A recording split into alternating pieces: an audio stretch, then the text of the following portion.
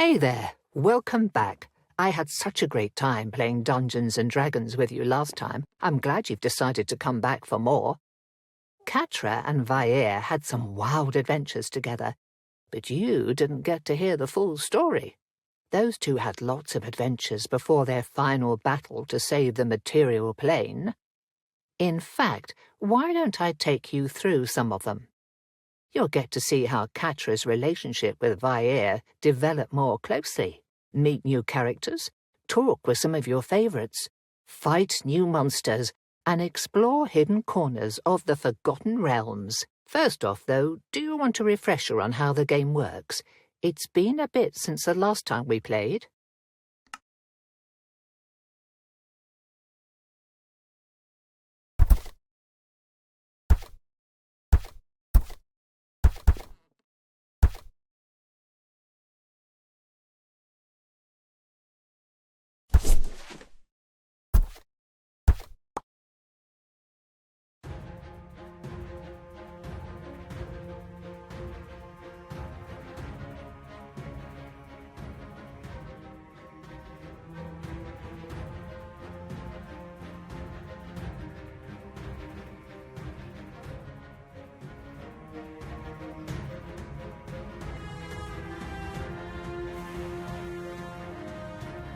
Great. Now that we've cleared that up, let's start with a little recap. You are playing as Katra, a young adventurer from Nashkel. Your parents tasked you to investigate a series of disappearances in your village, suggesting that you speak to the nearby dragon, Vaer, or Vaer for short. However, when you arrived in his cave, you witnessed a horrible scene.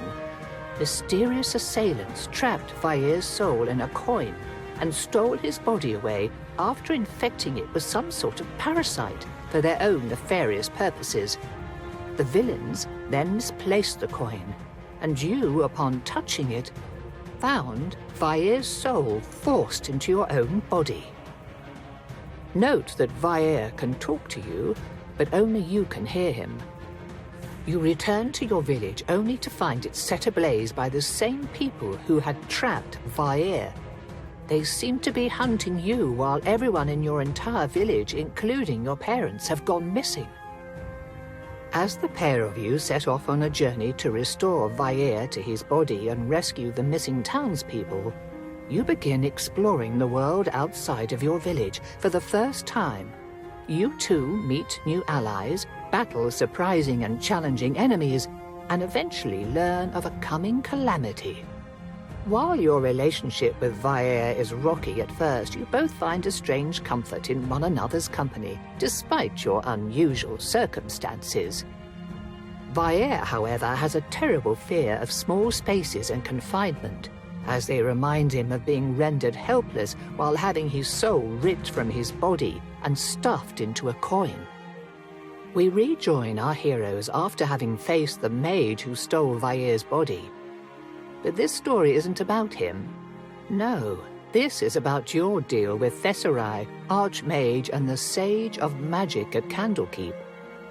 After you were arrested for sneaking into Candlekeep's inner ward, Thesarai offered to dismiss the charges and even help you to put Vaer's soul back into his body in exchange for help with a task. Now that you have completed Thesarai's request, you return to the Great Library, where the powerful wizard awaits. After reporting to him, he reveals that those responsible for Vaer's predicament may be a cult that worships insane, horrifying gods from beyond the stars called Elder Evils. He even has a lead on something that may help separate your soul from Vaer's. Before you leave, though, it seems that he has another matter of great importance to discuss. Oh, yes, I almost forgot. Before you head off to Icewind Dale, there is a favor I would like to ask of you. There's a magical artifact that might as well be a physical representation of chaos and probability, known colloquially as the Deck of Many Things. I've been experimenting with chaos magic for the past year or 3, and the Deck of Many Things has been integral to my research. Unfortunately, the problem with chaos magic is that it is, well, chaotic.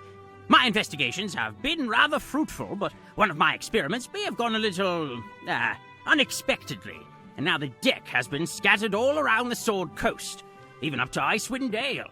I cannot make the trip myself. I have too many responsibilities here, but if you can collect the cards for me, then we can both benefit from whatever magics I uncover in my work. Fortunately, I had the foresight to place tracking spells on each card, partly to see where the cards go after someone draws one.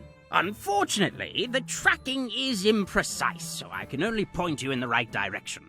That being said, each card is a magical artifact in its own right and is likely to have attracted some attention. Simply asking around and helping out the locals as you go could be a good way of finding the missing cards. Just don't try to reorganize them. Strange things could happen if you do, ranging from the inconvenient to the levels of horror that are reserved for nightmares and particularly bad advertisements. As a note, though, chaos magic is related to the energies of the outer planes. In other words, this research could be useful in finding out exactly what that masked mage with his little army of eldritch horrors intends to do. It might even help you find Endand Vaer's body. Just food for thought. Have fun roughing it in the wilds.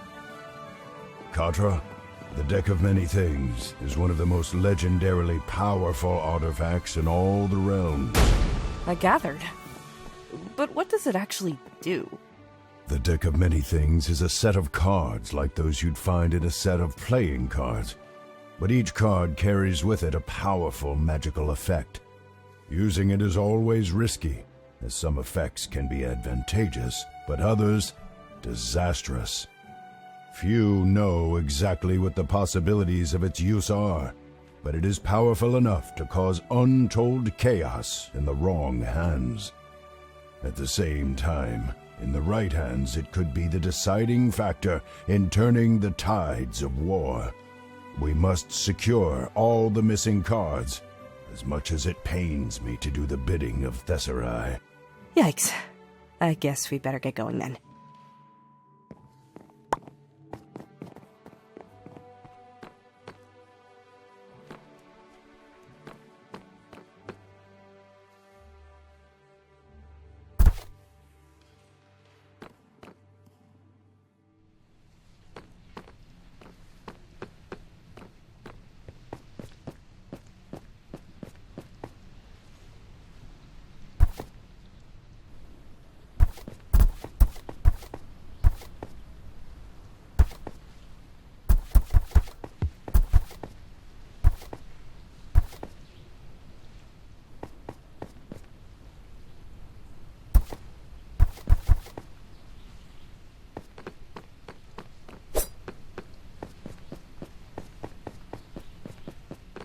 You again.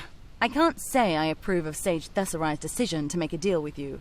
Makes upholding the law difficult if people think they can just make an agreeable exchange after they commit a crime.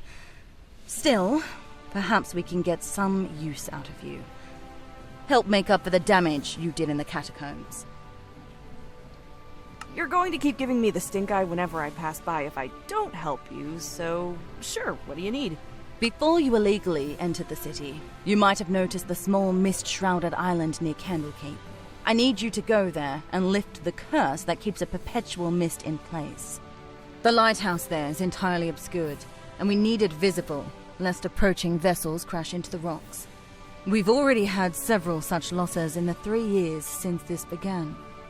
This is bad for commerce and an unacceptable hazard. Will you do it? And what do I get out of this? Your goodwill? Yes, plus payment.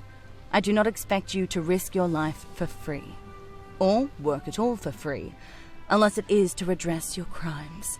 I'll look into this for you, but I'm not making any promises. I don't exactly specialize in curses. That is fine. Information is what we need most of all. Go there, then tell us what you find. Head down to the docks attached to the Court of Air. You will find a ferryman to take you over.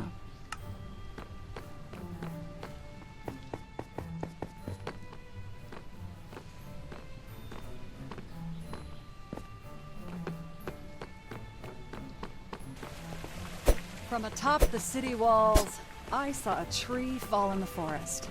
But I wasn't there to hear it. Did it still make a sound?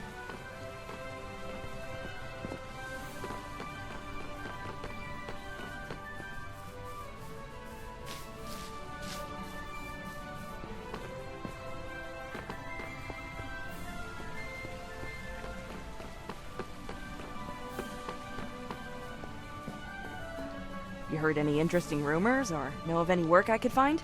Plenty of rumors around here.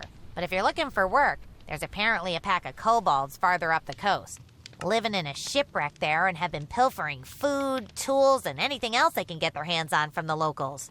I got a collection going to give to whoever chases them off. Interested? Yeah.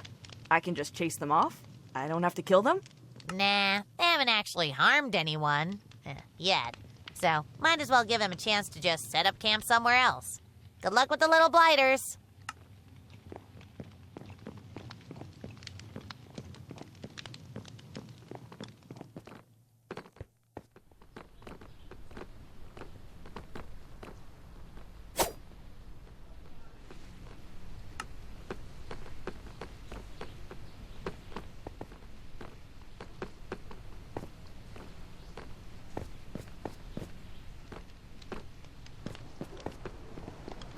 Can I help you with something? The captain of the guard said that you would take me to that island with the lighthouse on it. Ah, another one, huh? Hope you have your affairs in order. Seems like half the people I take over there for her never make the return trip. Yeah, she said something along those lines too. Huh? Your funeral? Well, come on then. I'll play the part of ferryman to the afterlife again, it seems.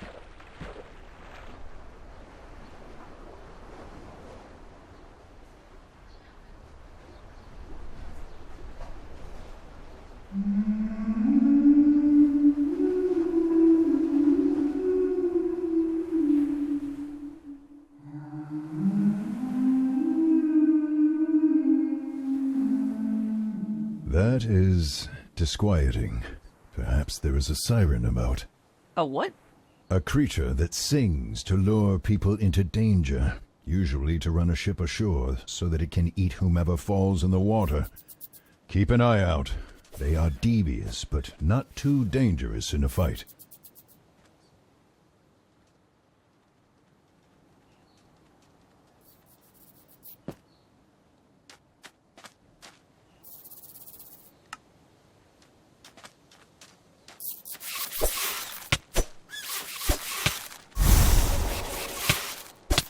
Skeletons are still wearing what's left of their armor. They must be what is left of some of our predecessors, but I cannot tell whether these were avowed soldiers or mercenaries like us. Like us? I'm not a mercenary. You agreed to payment from someone you do not owe allegiance to in exchange for risking your life. That makes you a mercenary, especially considering how you are now killing monsters to secure that payment. That's... okay, that's fair. It is nothing to be ashamed of.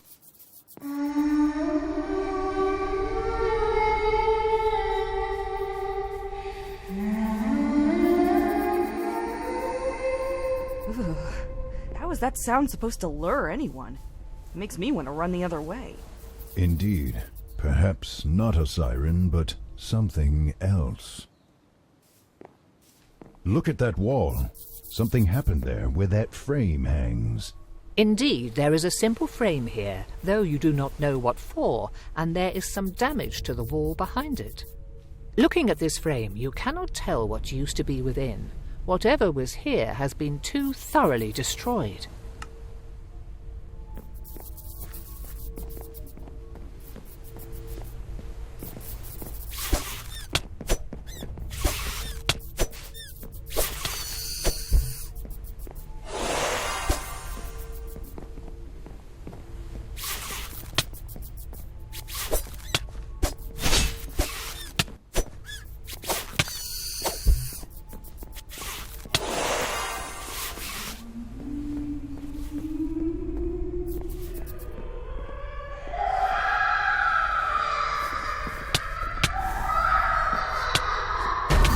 Don't like the sound of that. Nor I. Be careful, child. That is no siren we hear.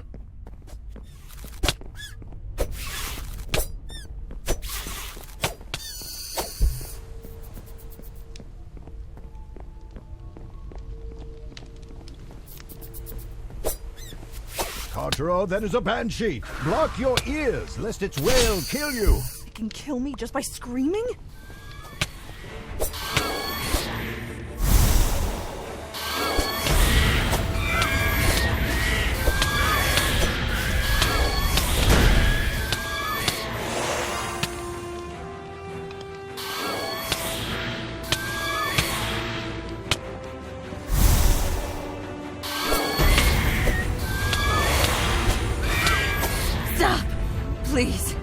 I am sorry. I shall not try to hurt you again. My mind is not entirely my own, and I was frightened. You were frightened? You tried to kill me! I am sorry. I have been in this state for some time, and it feels like my thoughts become a bit more chaotic and nonsensical with every day. New people surprise me and upset me, especially after some tried to destroy me, and I have been alone for so long. Who are you? Are you why this fog is always in place? Why won't you let anyone light the lighthouse? My name is Cylindra. When I was alive, I had a vision for the city, a way to better it. But the sages were not willing to surrender the power they so cherish.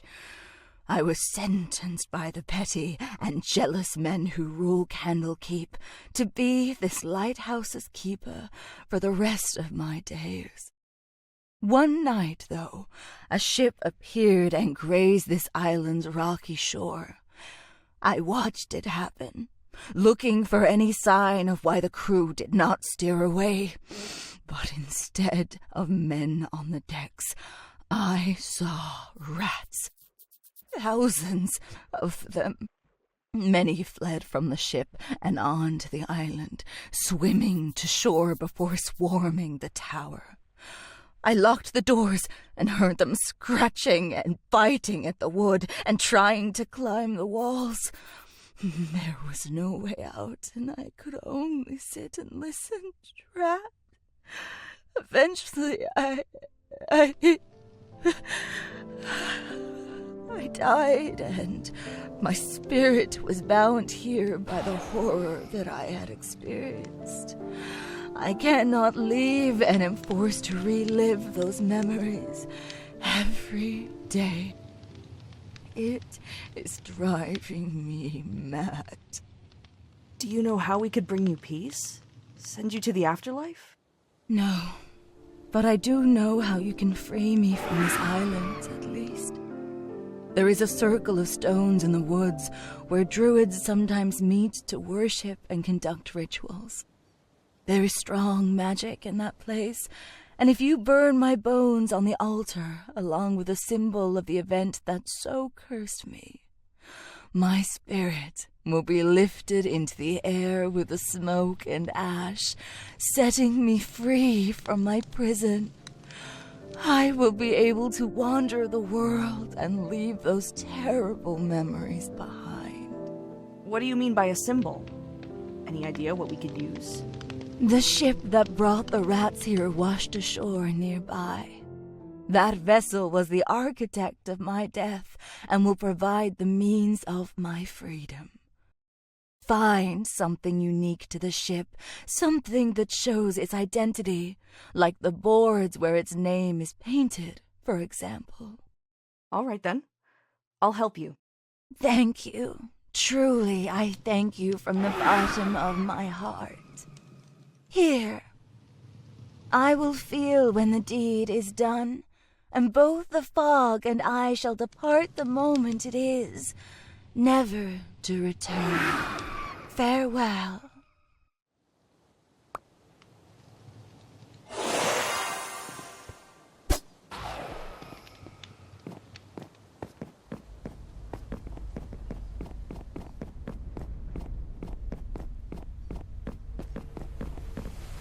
Child, I would be careful of that one. Banshees are not your average ghost or lost soul, and the stories I have heard are far from flattering.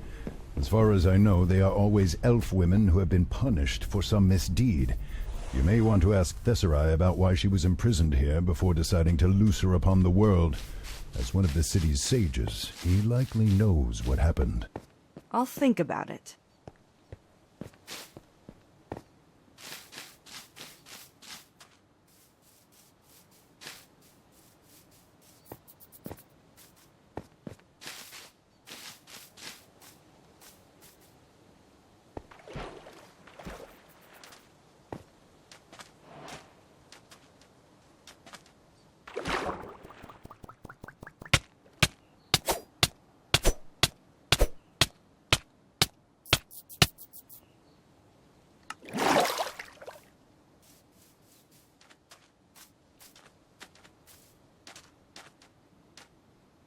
Surprised to see you still alive.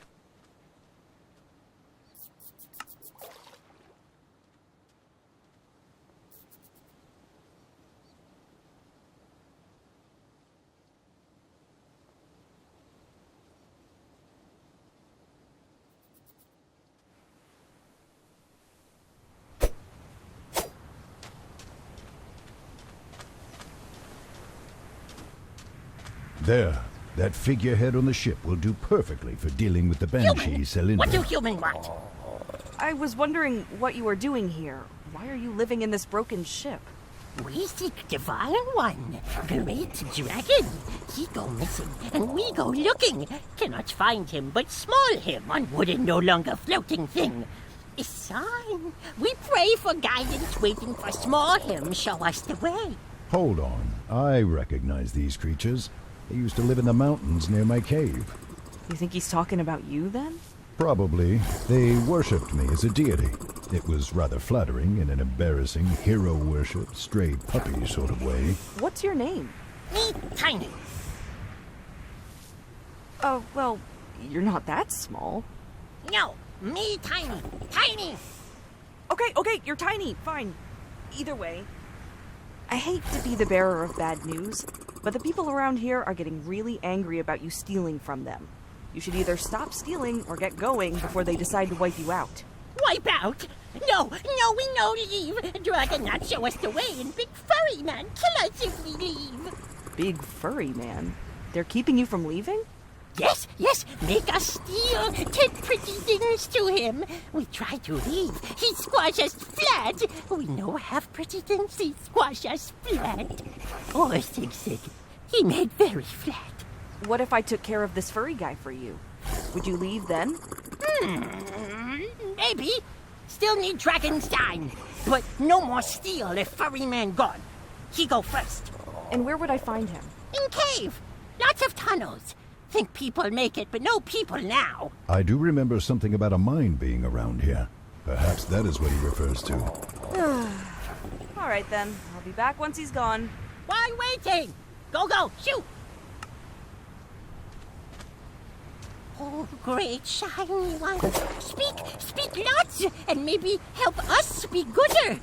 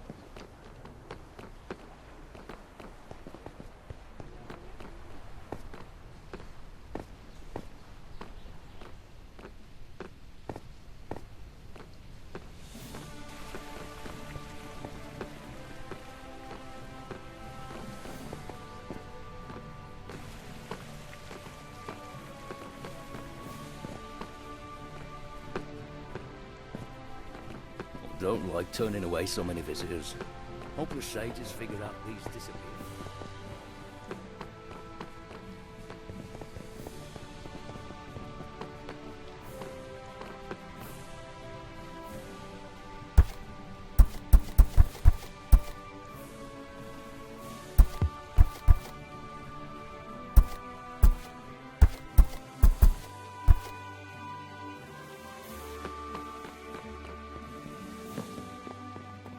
Back again? I'll take that to mean you want something.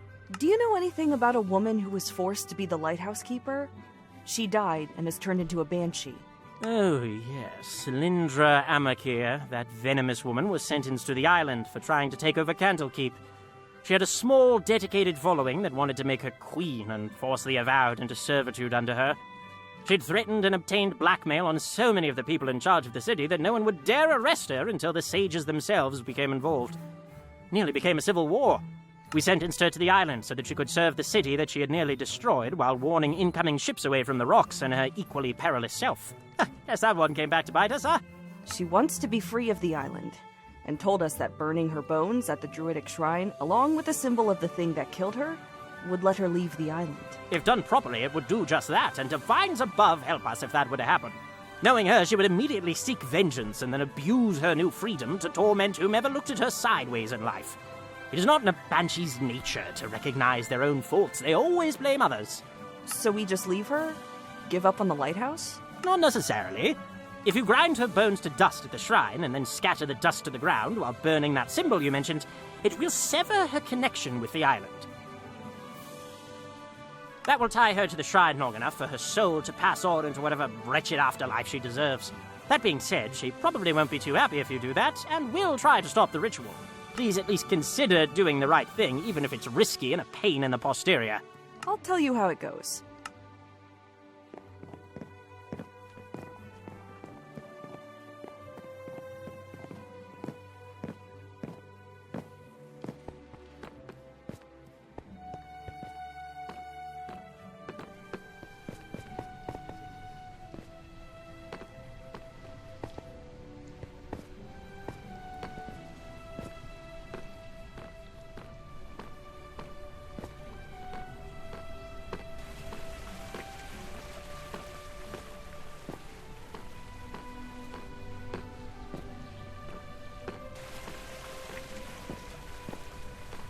It seems like no one can get through the Emerald Door anymore.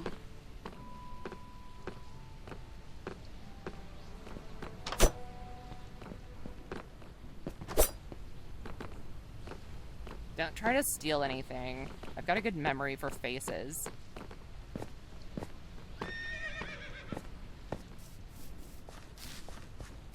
Need a lift?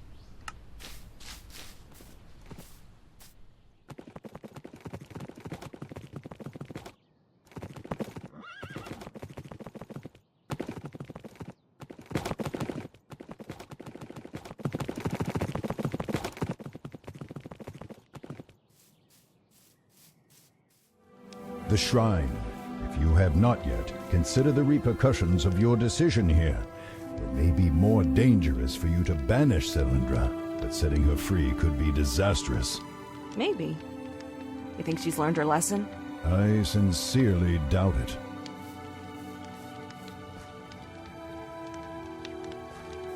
What will you do? Free the Banshee or send her spirit onto whatever comes next? You take Cylindra's bones and begin crushing them with a stone, grinding them into shards against the altar, and then into even finer pieces until all that remains is a grainy dust. Scooping it up with your hands, you walk around the altar, scattering the remains into the dirt and grass before turning and setting the dragon-shaped figurehead alight.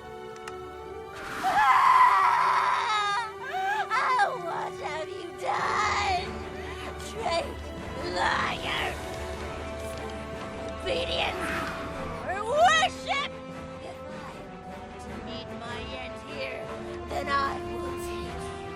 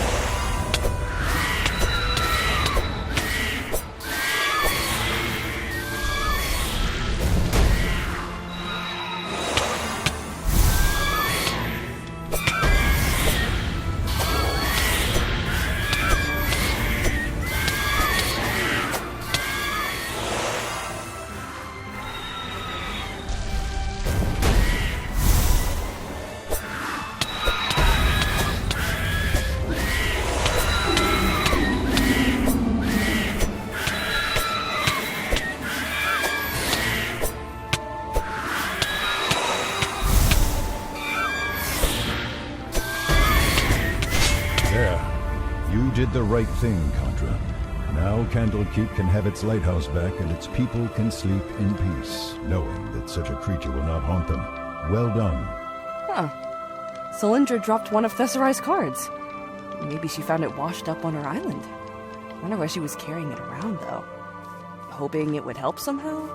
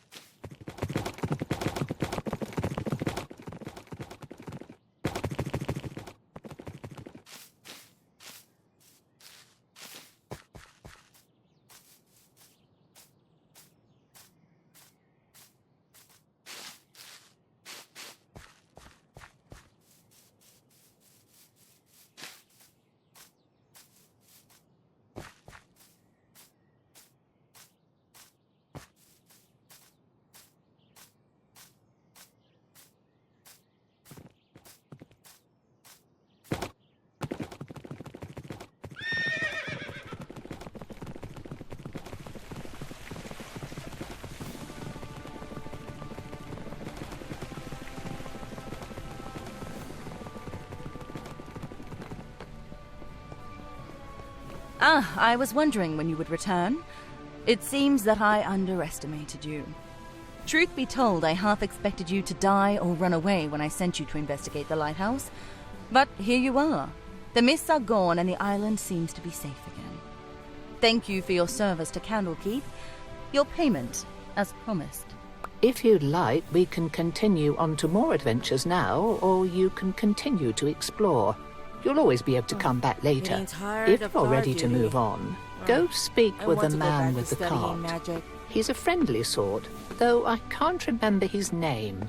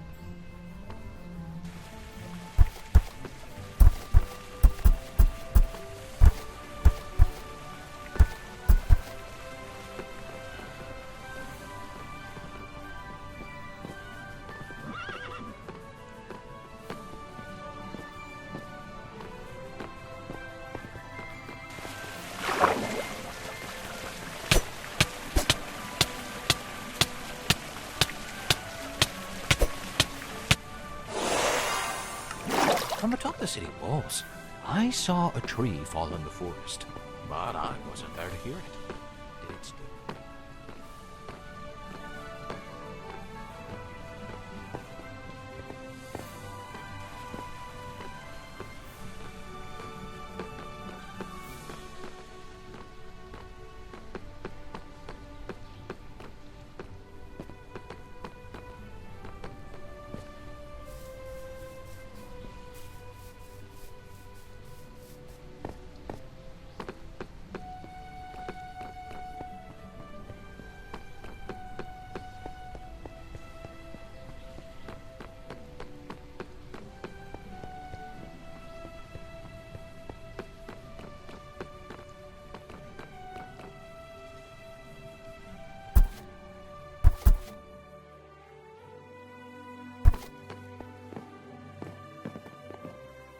Excuse me? Hello? A moment if you be so kind, dearie. Oh, an adventurer? How convenient. How do you feel about making a little money, Depends on how I'd get it, I guess. Fair enough. My research partner has been gone for far too long. He's a naturalist specializing in magical creatures. I won't get into the weeds about it with you, but he likes to observe the beasts personally, and I wonder if something might have finally happened to him. Could you perhaps go find him? He mentioned that he would be observing the strange wildlife in the nearby ravine, whatever that's supposed to mean. I'll see what I can do about tracking him down. Good! Oh, the old fool probably tried polymorphing into whatever creature he was studying, or decided to go invisible and live in their den with them for a while, or something ridiculous like that. Just find him and tell him to come back already. Our latest paper is up for review, and I need him to help back it.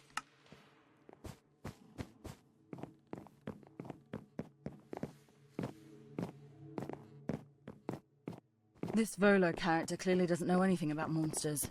This book is pure nonsense. Mordekainen's tome is clearly more accurate.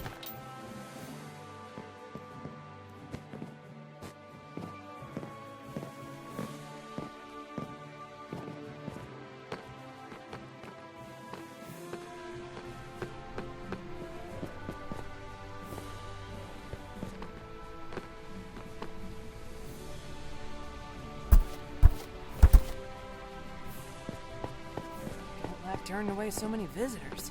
Hope the sages figure out these disappearances soon.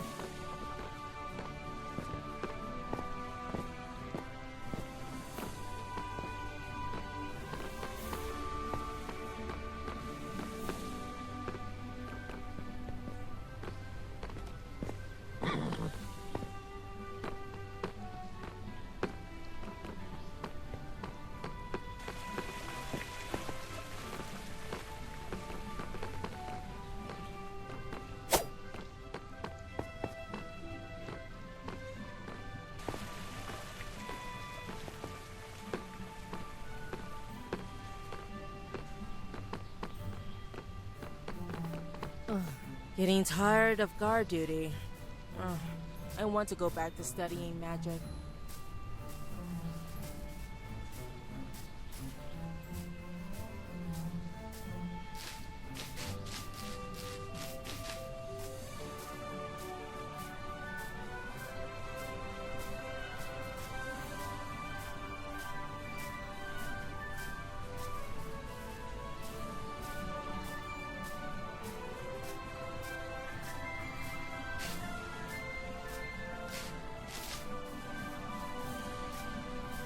From atop the city walls, I saw a tree falling.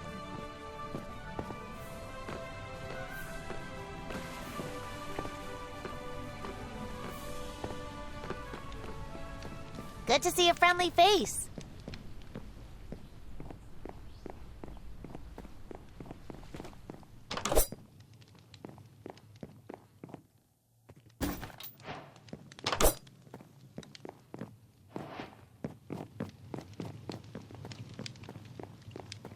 Good to see a friendly face.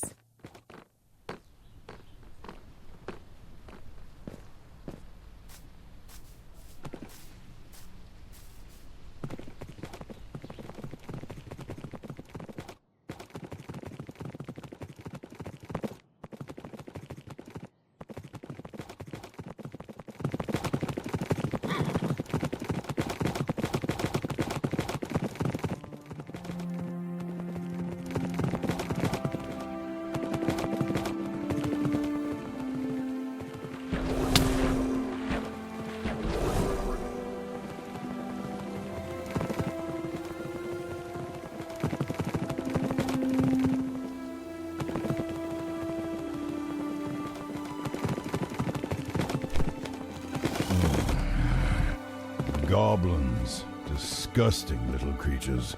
Not even good for eating. The kobolds mentioned a large furry creature, though. Chances are these goblins all follow a bugbear or some other similarly mean-spirited and brutish creature. Find and kill the leader, and perhaps that will get the kobolds to leave.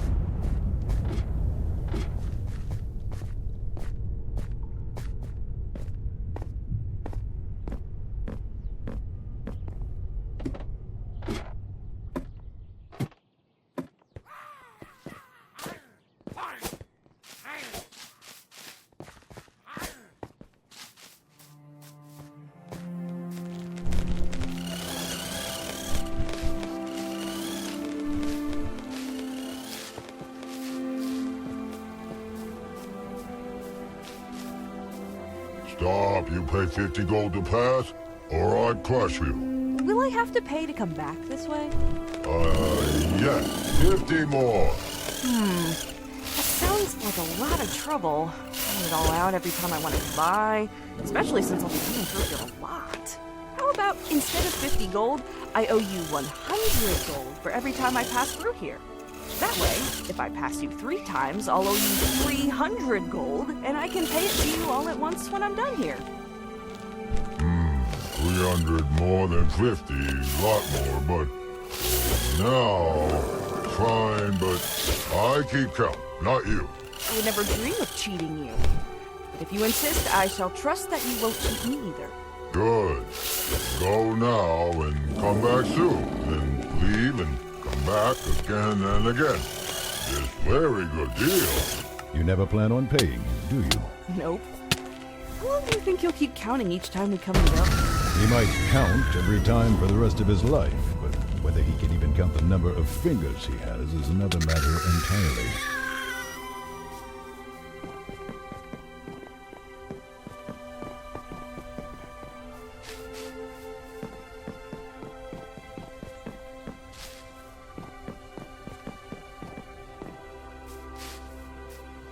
This supposed to be a camp? I don't even see the essentials.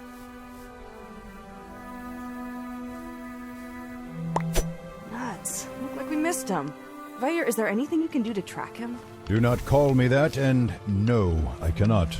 If I were in my body, I could follow his scent, but your nose is not sensitive enough for the task. Instead, I would recommend looking for whatever ate his other journal. If it was truly a plant creature, then the journal might not be digested. Well, it's a start, I guess.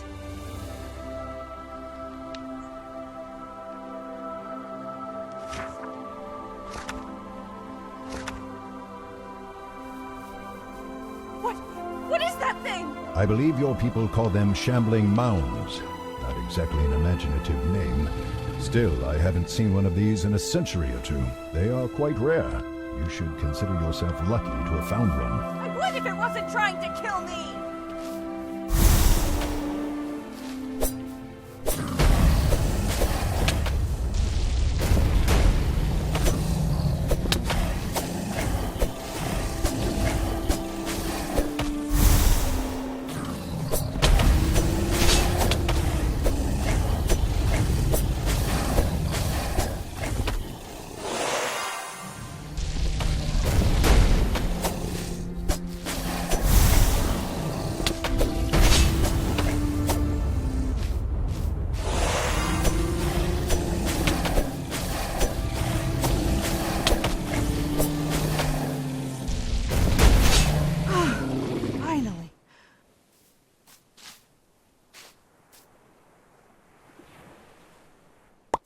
A bit obsessive, don't you think? A touch, yes. Still, we know where to go from here. Right. Let's just hope we find more than just a pile of an owlbear's leftovers.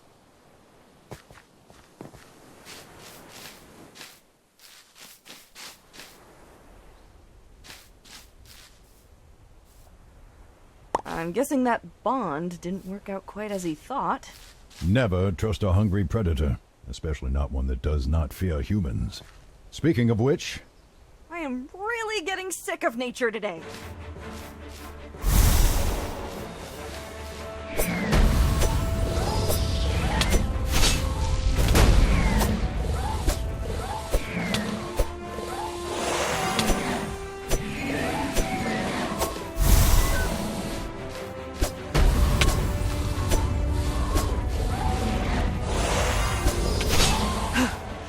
Good work. Now you had best return and report what you have found. Can't I at least get a breather? Was that a compliment? Stop being dramatic. That fight was not so difficult. Now go. Ugh. Looks like a card was among the owlbear's... refuse. Really wish I had some gloves right now.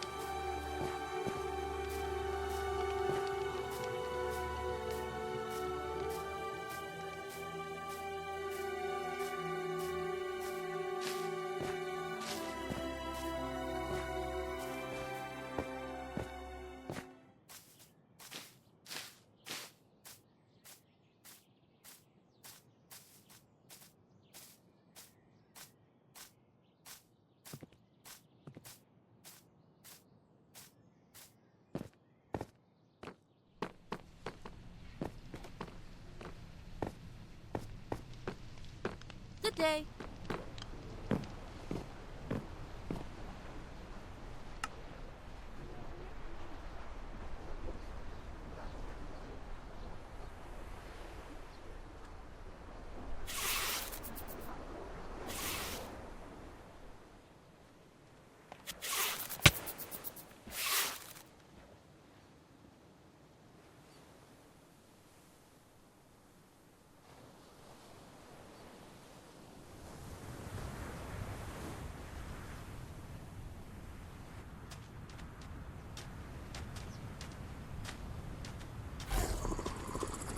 I took care of your bugbear problem. No. Not supposed to take care of him. Supposed to kill him. That's what I meant that the bugbear is dead now. You're free to leave. Oh, why you not say so first? But we no leave yet. Still no sign from small dragon. Must keep praying. Talking to these creatures is a waste of time. Let's get this over with.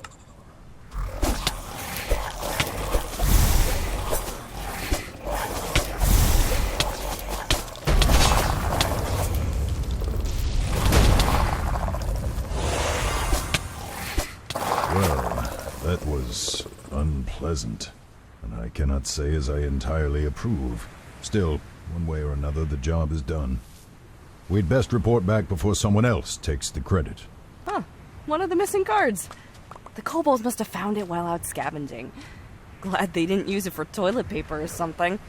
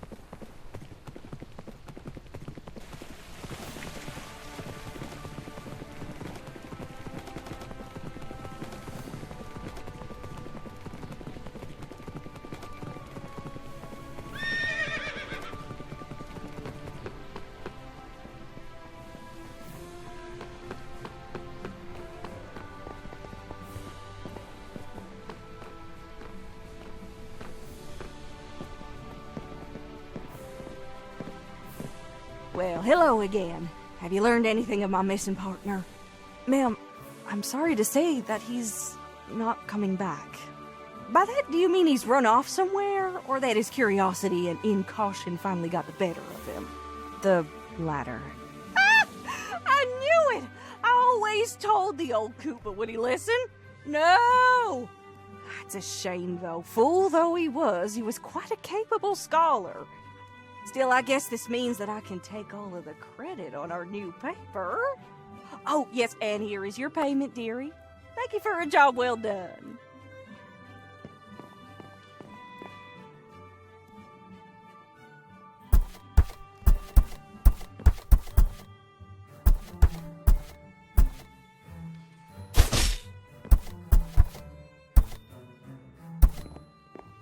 That was an interesting response. Normally, I would say that everyone handles grief in their own manner, but I agree. That seemed a bit triumphant. Saw it coming from a mile away, but still, a bit harsh if you ask me. Once again, we agree.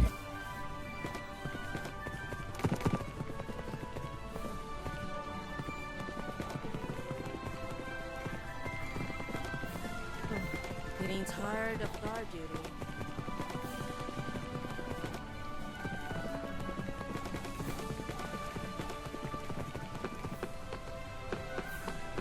Hey there! One of my customers saw you hanging around a certain now kobold-free shipwreck. Good work, young one. This is pay well earned. Now be sure to spend some of that coin here, all right?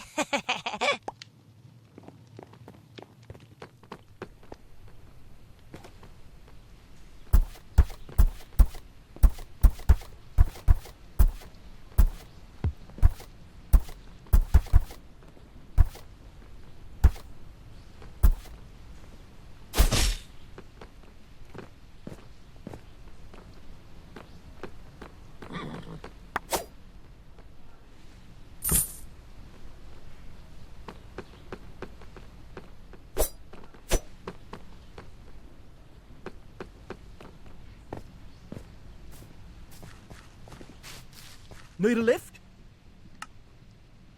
After reconvening with Tesserae, you learn more about a special artifact that can help separate your and Vaer's souls. In pursuit of this item, you board a ship headed for Icewind Dale. Upon arriving at the town of Caer Dineval, you are directed to a woman by the name of Helya Goatkicker. She can help you find Nalcra the Storm Giant, who should know something about the artifact according to Tesserae. As you turn to go, however, Helya calls you back to listen to her request.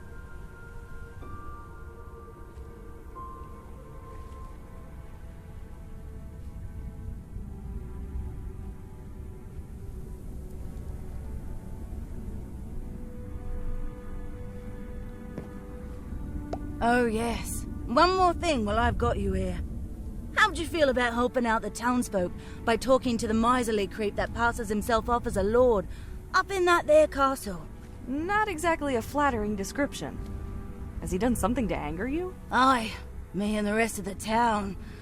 This storm you're seeing now, it's been blowing against us for nearly 3 straight months. People are starting to starve here, and even shoe leather and tree bark are starting to look tasty. That Lord Dunwyn, though, he's been eating fine. Plenty of stores and provisions to get him by, but does he share it with his people? Of course not. And he would listen to me, why? He might not, but he shut his doors to all the locals on account of so many people asking for his food.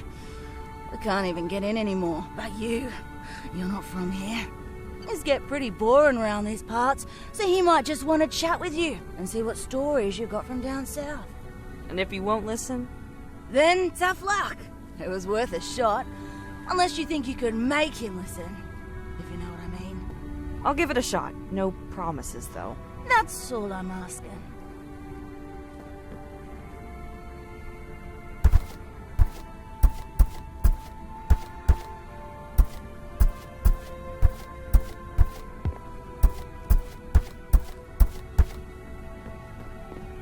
Normally, I would say to let the townsfolk fend for themselves or take the food they need from the Lord, but I am curious about this storm.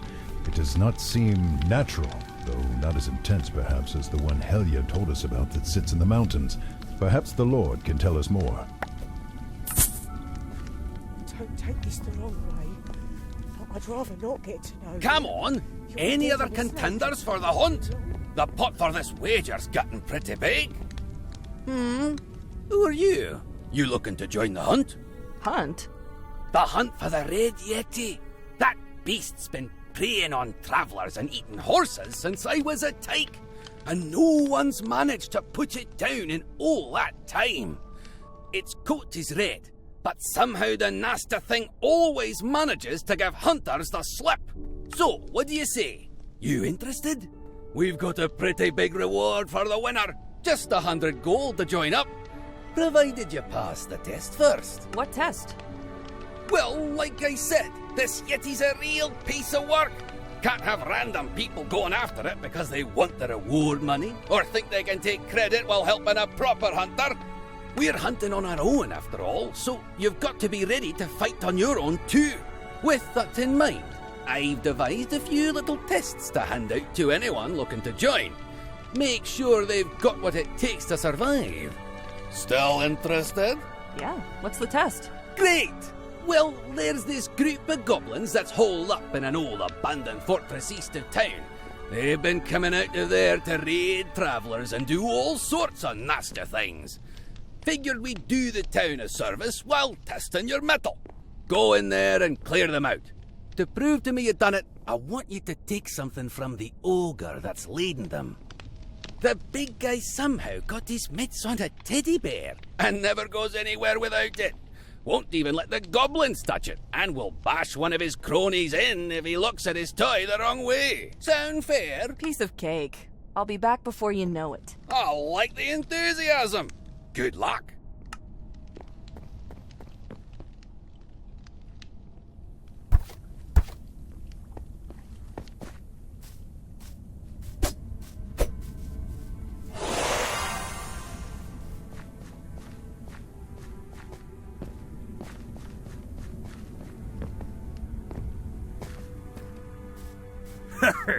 Me eye.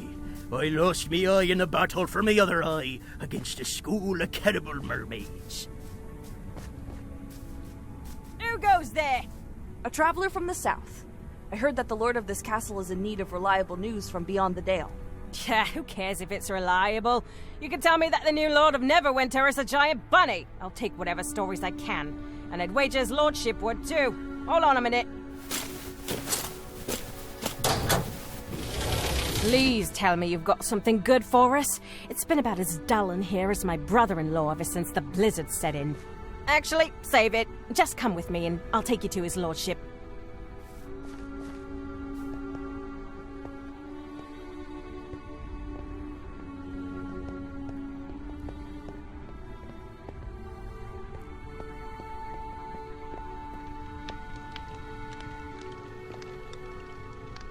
So you're the newcomer.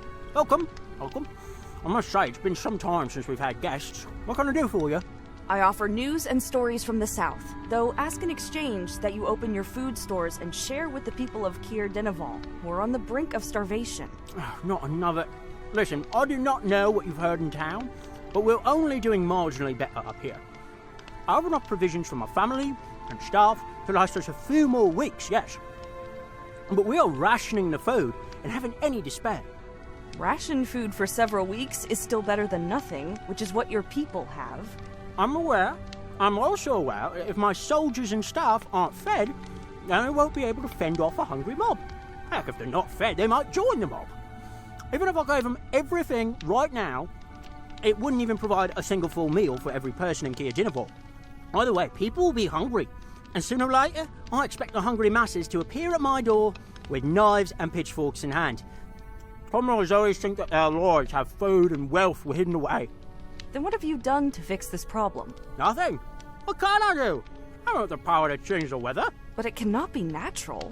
No storm lasts for months on end. You would think, but here we... Actually, now that I get a better look at you with your weapons and whatnot, you strike me as a sellsword, or adventurer if you prefer that term. If you could find a way to end this blizzard and prove that you ended it, I'll be happy to reward you handsomely for your service. And it will go a long way toward ending our food shortage. Ask if he has any notion as to where the storm came from. These things often accompany an event or are caused by a creature or curse. Do you have any idea as to what might be causing the storm? I haven't the foggiest, but for grasping at straws here. There's a lumberjack who's been reviving some old wives' tale about a frozen matron. What's that? Like I said, a wives' tale. A local superstition and fable about some grandmother in the mountains who helps a town in times of need. Complete rubbish. Though there may be a grain of truth to it. He could tell you the rest, I'm sure, but then only too eager to harp on about it whenever he stops by the end, as I understand. Right then. I'll be back once I know more.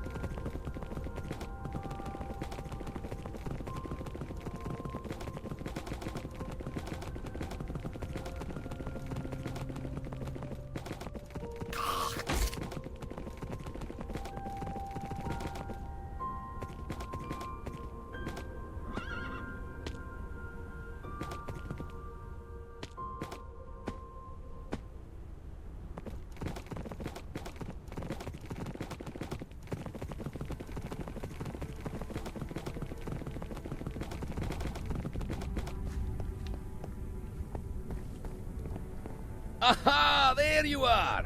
And is that a little stuffed bear I see? Yep. Those monsters won't be bothering people any longer.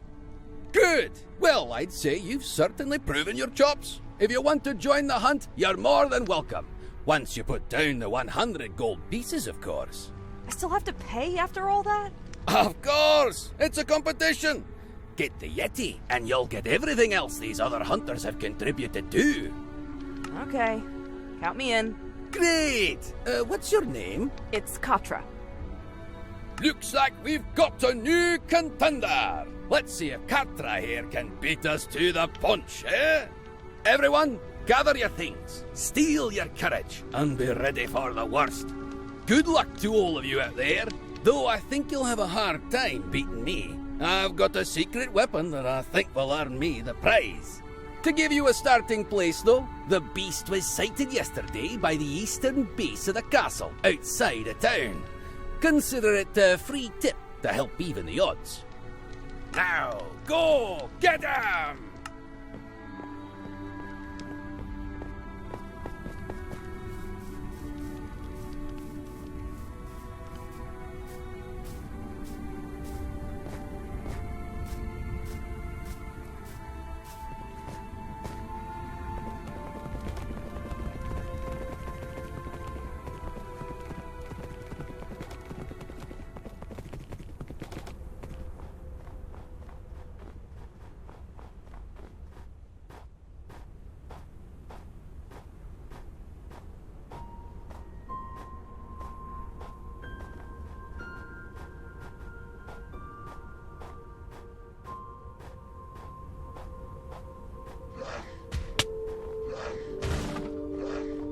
Well, well, little Katra made it this far, huh? I'd suggest you turn back. It'd be pretty dangerous to go any farther. Are you threatening me? Threatening? Oh, no. I would never do such a thing. Though, now that you mention it, there is a lot of money riding on this competition. It would only make sense to eliminate some of the other contenders. I'm not about to give up on this. Really? Well, suit yourself. That just means we get to take whatever you leave behind once you're face down in the snow.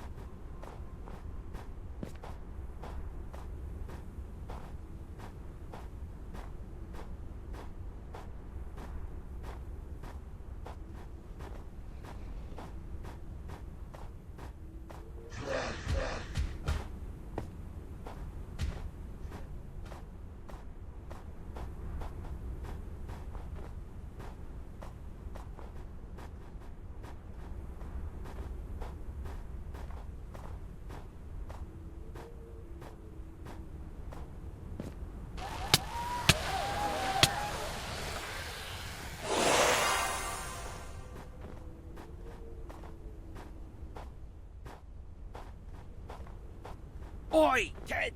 Over here, quick!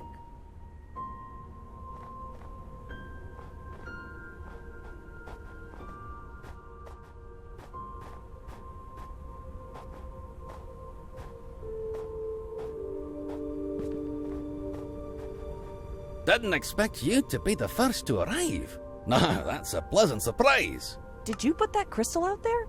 Aye, and I've been following this monster around for nearly a year, and I think I figured out why it attacks caravans so often. I managed to get to an attack site before it left, and watched it eat a magic lantern. Then it went and started popping sending stones into his mouth like they were bits of candy, and ignored everything else. Well, I mean, it ate some caravanners too, but I think that whatever made the beast all red and smart gave it a taste for magical objects and the ability to sense them. Now that we're out in the open, and after following those tracks, I'm willing to bet the Red Devil is near enough to sense the crystal and come in after it. But, well, if it's so unique, maybe we should just let it go. If it's the only one of its kind, maybe some researcher would be interested in it. We could capture the thing. Katra, since that beast has appeared, it's sent more people to an early grave than pretty much anything else around here. It's a menace, and I'm not willing to risk it escaping and rampaging if I try to capture it. No, that beast needs to go, for everyone's sake. Ah, now the real fun begins. Get yourself ready, Katra. Since it's the two of us, I'll be glad to split the pot with you once we take this thing down. As the monster prowls closer, you look between the unique creature and Barnabas. It crosses your mind that you could either help Barnabas to destroy this monster, or you could chase it away before it gets hurt. I've got your back. Good, because this was gonna be a doozy. I'm counting on you. Closer, just a wee bit closer. No! It's after us now, Katra! Take it down!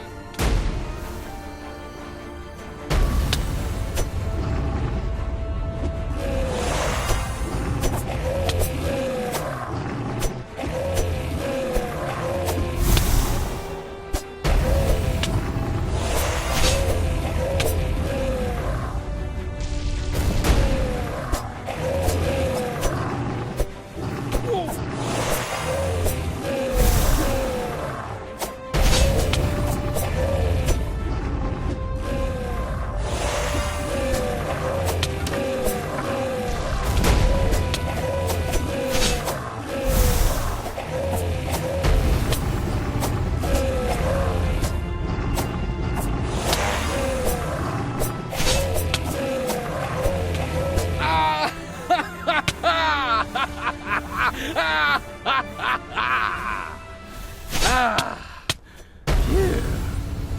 Finally. That thing's haunted the thunder for too long. Won't be preying on travellers any time soon, though, I don't think. Thank you for your help. Here, I said I'd split the pot with you, but you should take the lion's share of it, since I know a good place where I can sell the Yeti's pelt and other bits. You take care now. We've made the tundra safer today, but that still doesn't make it safe, so watch yourself out there. Huh. I should have expected a trophy hunter like Barnabas to have something like a deck of many things card in his collection. Seems like the kind of guy to keep anything rare he can find.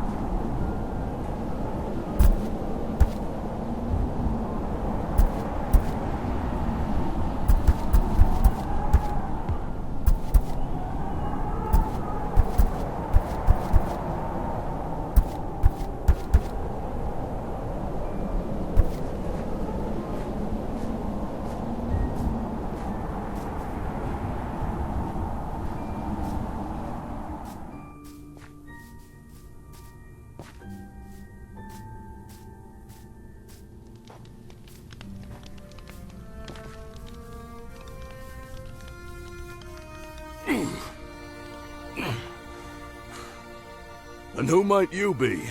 Haven't seen your face before. At least not as I remember. I was told you might have some information about this blizzard. Something about an old woman in the mountains? Ah, good. Someone else who will help me to convince Dunwyn to send someone to look for her. Can you tell me about her? You think she can help with the blizzard? Aye, for she has in the past. Back when my gran was but a girl, she and everyone in town sat through a blizzard twice as fierce and long as this one. They knew an old wise woman, though, one that lived in the mountains. She said that she would calm the storm, so long as the townsfolk gave her 13 babies to take as her own.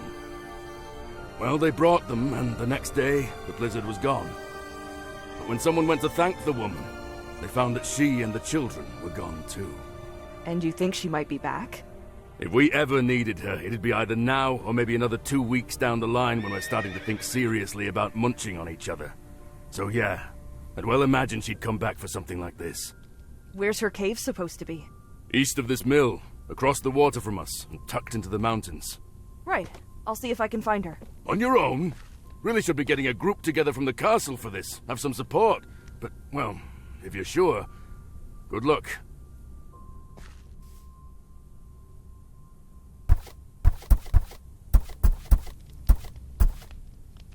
Can't let a bit of weather get in the way. Work hard and you'll keep warm.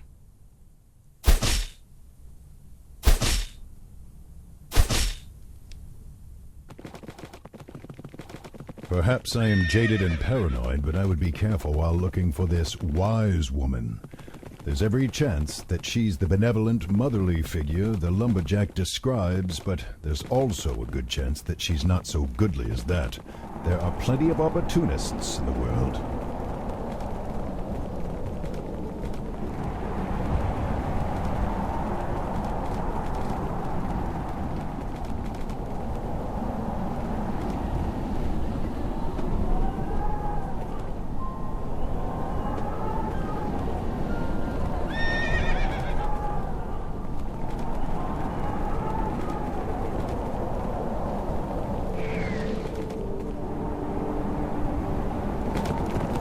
Do not speak to me like that. Not your place to question me, child. It is when you do something foolish. And do not call me a child. I will, so long as you act like one. 200 years, and you still have not learned patience, girl. Patience is only worthwhile if it will earn a reward. You're just wasting time. This is worse than I'd thought. Katra, those are hags, and I do not mean that to be rude. They are evil witches that feed on misery and conduct foul rituals and spells. I've not seen this type before, but I have heard of them. Brr hags. These icy fiends could have more to do with the storm than we had thought. Why do we even need more of us? You cast out the others centuries ago. It is only us left. It is good to have sisters and daughters throughout the world. They will help us, a network of us to assist in times of need. Or to stab us in the back when it is most convenient. Speaking of which, what happened to that wretch, Dringak? Where is she? Here. I found a little mouse listening in at our doorstep. Isn't that sweet? And what might the little mouse want of us? Pray tell. Katra, this is a coven. Just one hag would probably be enough to summon the storm. With the three of them together, though, their powers are magnified. Be very careful. I came to ask you to please stop the storm that's surrounding Kir Denival.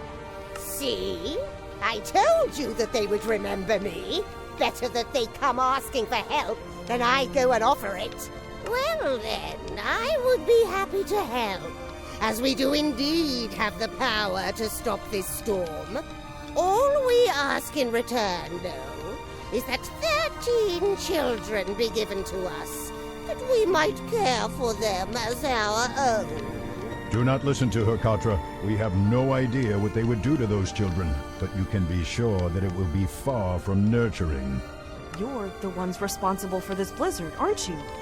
If this same thing happened when you were last here, then...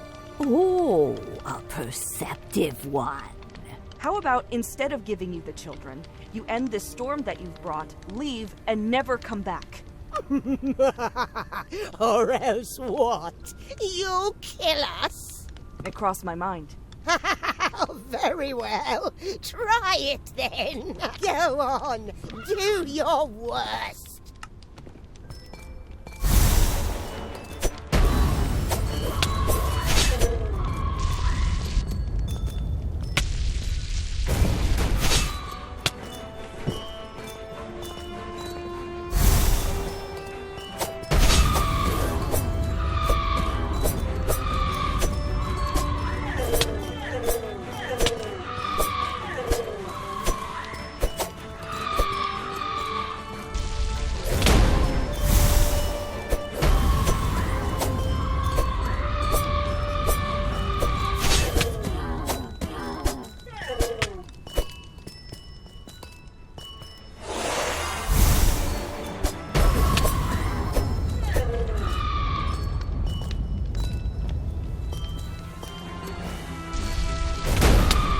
I think that's enough, daughters. They have taken our point.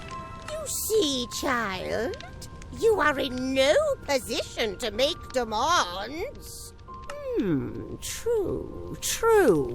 We will offer you an alternative. If you still refuse to bring us the children we ask for, then you may instead perform 3 tasks for us. We are so weak and fragile after all. A strong adventurer such as yourself would be far better suited to these errands. And you'll stop the storm? Yes, we will. What do you want me to do then? You must hide a sigil of our design on the town's old watchtower. You must bring us the steering mechanism from the fallen Illithid vessel that lies in the snow. And you must bring the purest crystal that you can find from within the caves northeast of town. Fine then, I'll do it. Excellent. Yes, excellent indeed. The sigil you are to place on the watchtower.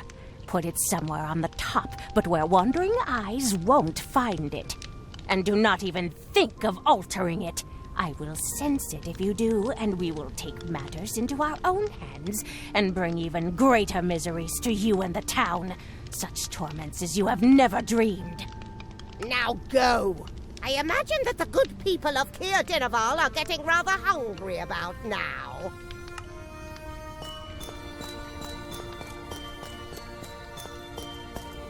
Agreeing to their demands may have been the only way to escape that cave alive, but you cannot actually intend on helping these creatures. These tasks are almost certainly designed to strengthen them somehow, or advance some other evil agenda. I don't want to, but I don't see any better way.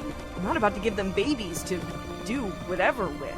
We can't just leave the townsfolk to starve. If we don't do this, then someone else will come and give them what they want.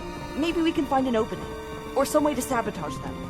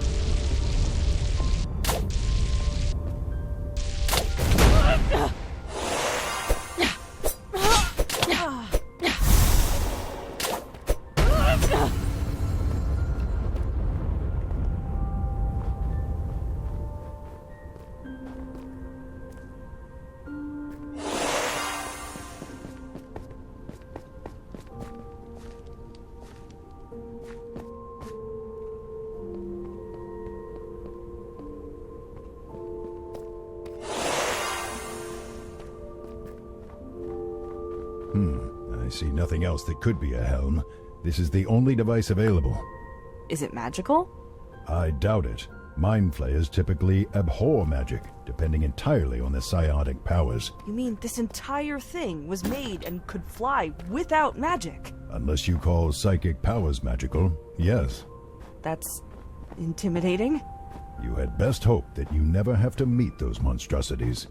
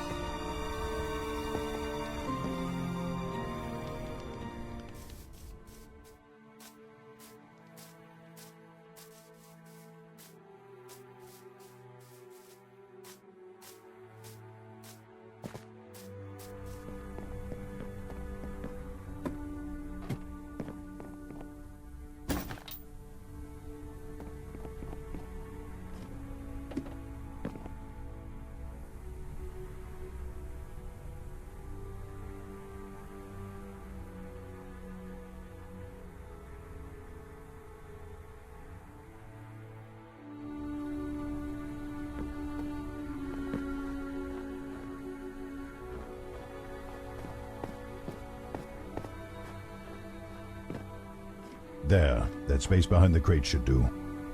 We had best hope that this by itself has not already caused irreversible damage.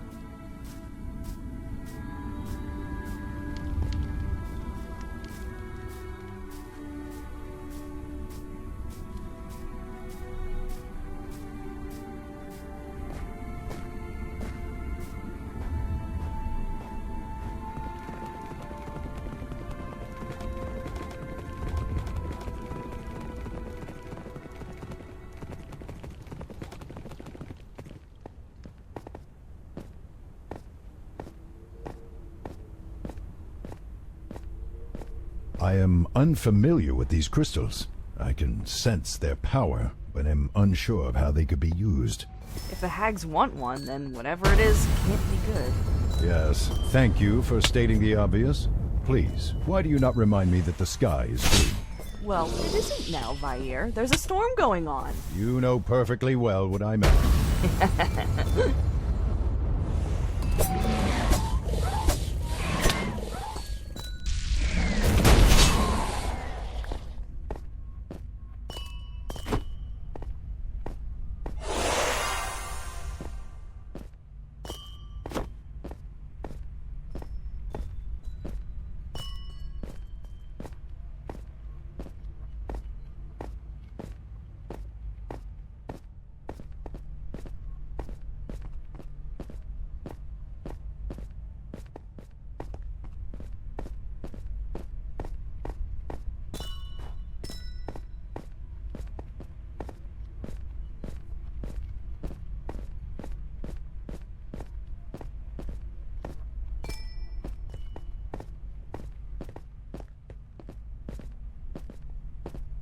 I was unsure of what purpose the Hag's other tasks had, but after watching the druids here use these crystals to power their magic leaves me with little doubt that this one will be turned toward destruction and pain. There, you have what you need and still no idea of how to defeat the Hags.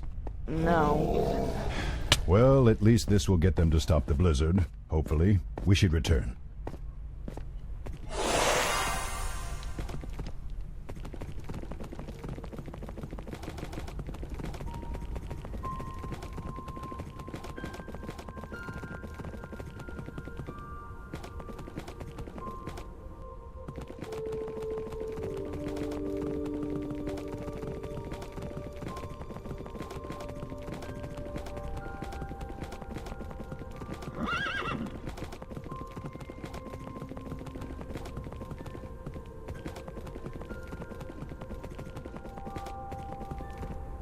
Wait, before you go in, listen to what they're saying. It sounds as though all three of them are in there, so you will likely not be caught off guard again. But he still has the eye. And do you propose going to find it? I propose you going to find it. You are the youngest. Oh, not this again. We're the same age, you fool. Mother made us at the same time. And if you're so concerned about it, then you should go. Are you such a fool as to not recognize the danger of leaving it behind? Oh, well, pardon me, Mother. If I am such a fool, though, I am clearly not qualified for such a task. Perhaps you, O powerful and wise one, should go out and fetch the little monster instead. Idiot! I have to stay here and maintain the blizzard. One of you shall go. And isolate one of us. What if a monster should corner us somehow?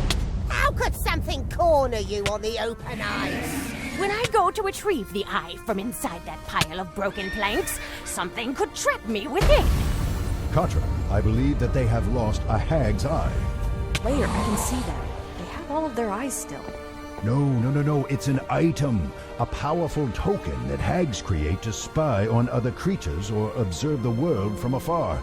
It is powerful and usually well guarded, but it is also a potentially crippling weakness.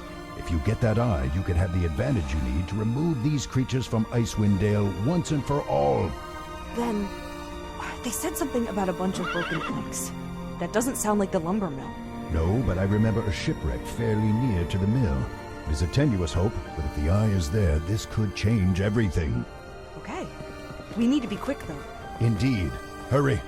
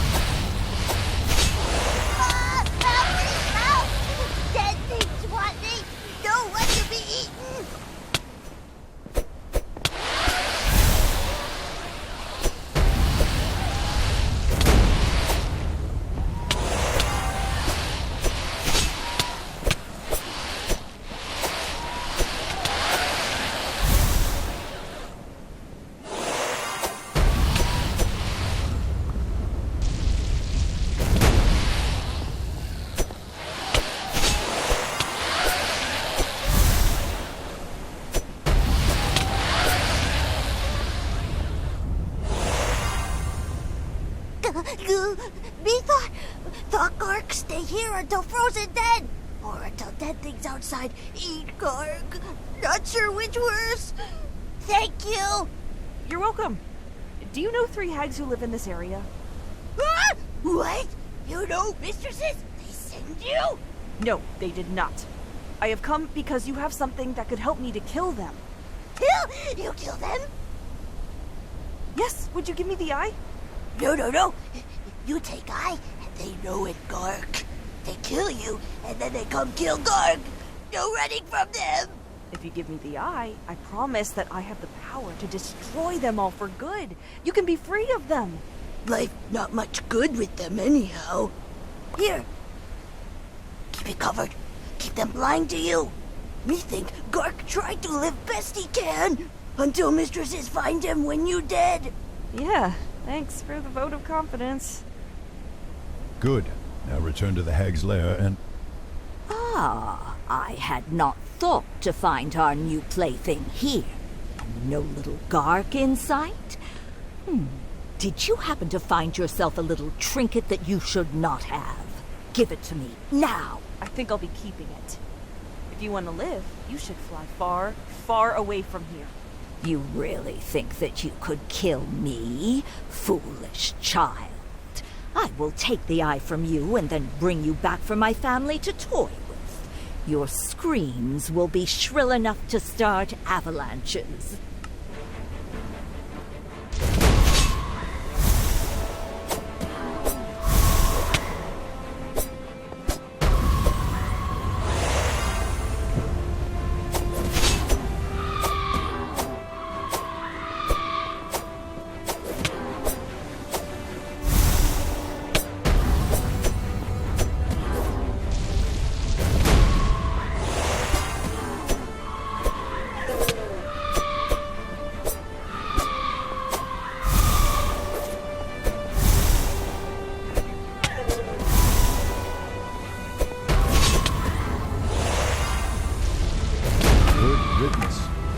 Quickly, Katra, to the other hags. They surely know by now that you have taken the eye.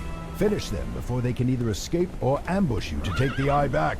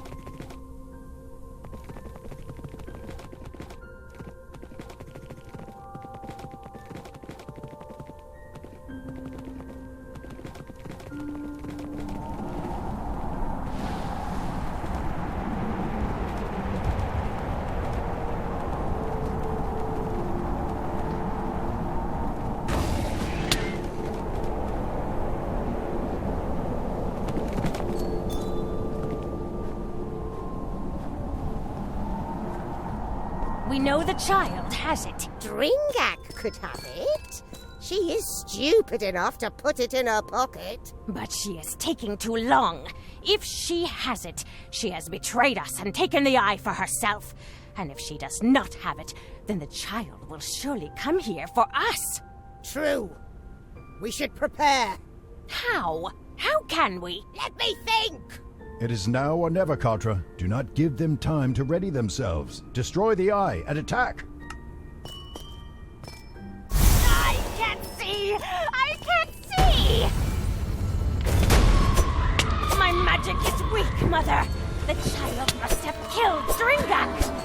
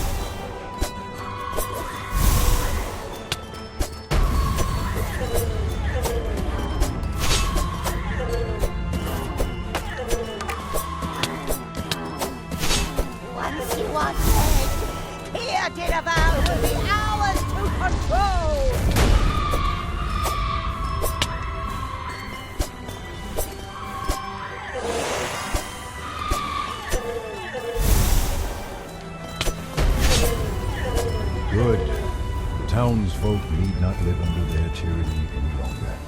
Now go outside, see what has become of the storm. Excellent. I'm just glad it worked and that the hags aren't boiling me for their soup or something. Let's get our reward and put this behind us.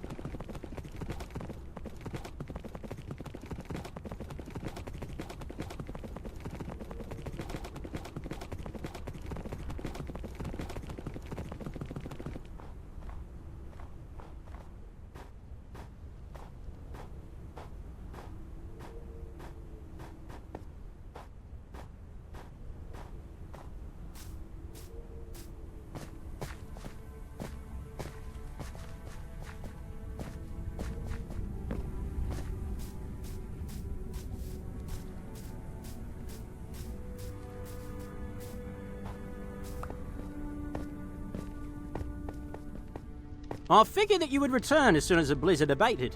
Well, if you expect to take credit, you had best have proof. There was a coven of hags in the mountains.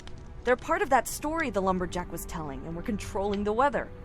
You can find 2 of their bodies still in the cave, along with their equipment for spells. The third one is probably still on the ice by the shipwreck. Very well. I'll send a team to verify this immediately. But if it turns out you just killed some old women and decorated the place to make it look like an evil den, then there will be rather harsh repercussions. Huh. Hadn't even considered that possibility. Maybe you should have brought one of their heads. Over the next few hours, you chat with Lord Dunwind, giving him the tales and news from the south that you had offered when you first arrived at the castle. When the expedition returns, they seem cold, tired and shaken. They were telling the truth. We found the cave and those creatures. They certainly weren't human. At least I sincerely hope no human could look like that. And the one by the shipwreck? Not even the crag cats would touch it. If the story is true about giving children to those creatures, Seems that I should have given that fairy tale a little more credence, and it also seems that I owe you a reward. Thank you for helping us, truly. Now that the storm is over, life can go back to normal, and the unwashed masses will finally leave me alone again. Safe travels. Looks like Lord Dunwin gave us one of Thesserai's cards. An extra gift, or does he think it's junk that he can foist on us? Doesn't matter. Whenever you're ready, go speak to the man with the card to continue your adventures. Of course, there may still be more to do here. You can also go and revisit Candlekeep if you like. The choice is yours.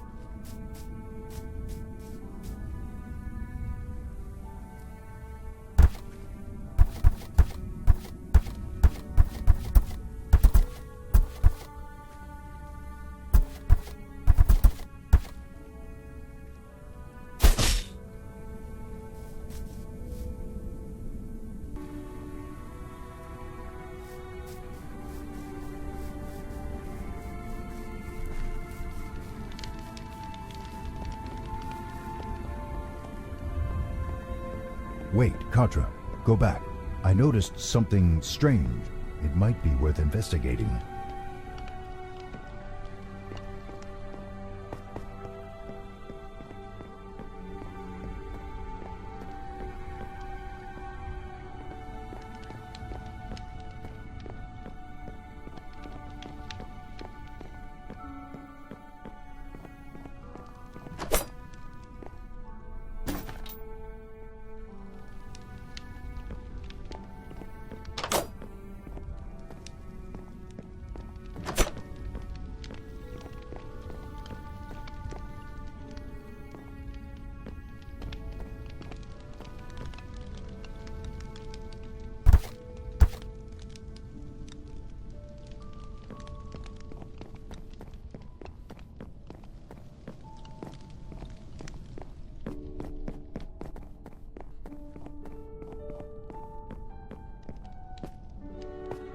While investigating the inn's wall, you knock on a section of stone on a whim, only to find that it is not stone but cleverly disguised wood.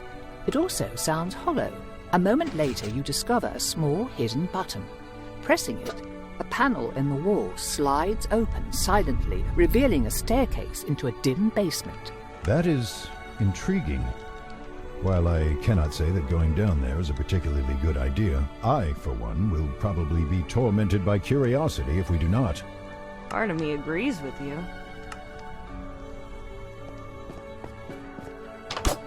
This is not what I expected. But again, I'm not sure what I was expecting in the first place.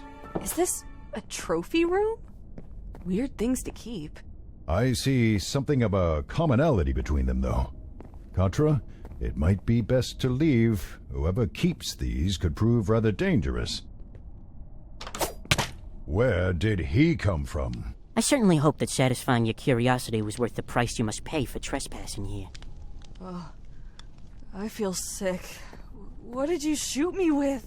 A rather potent poison from my days of robbing and killing kings. What? But you're feeling a temporary short-lived effects. You'll return to normal soon enough, but if you do not receive the antidote soon, you may start to notice some sweating and difficulty breathing. When that happens, you'll know that you'll soon die. I'm sorry for barging in. Please, do you have the antidote? Not with me. I keep it separate and hidden, just in case someone like you decided to take it by force. If you want it, you'll have to do something for me first. I'll do it! I'll do it, please! I'll do anything! Just don't let me die! I understand that the situation is dire, but this is rather pathetic, Katra. There's a one-legged man in Caer Dineval who tends to loiter around the docks. His name is Kirst McGurney. You gotta find him and retrieve his wooden leg. I don't care how. What do you want with his leg? It is not your place to ask questions. Find the leg, bring it to me, and then I'll give you the antidote. Those are the terms. Now get out of my sight, unless you want to wait for the poison to take effect and simply die here instead. Katra, you had best hurry. There is no telling when the poison will take its hold. And don't think of asking for help or telling anyone about this. You will not see me, but I will be watching you.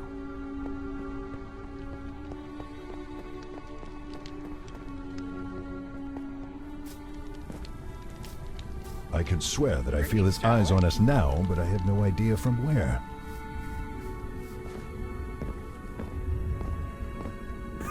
There he is. How do you want to go about in the this? battle for my other eye. I'll talk to him School first. of cannibal See if mermaids. he'll give it up on his own. Huh? Who are you? What do you be wanted from old Kirst? I want your peg leg, and I'll be taking it one way or another. So are you going to make this easy, or am I going to have to take it from you? Oh, no, that'll not be necessary. No need of violence here. Just take the leg and leave me in peace.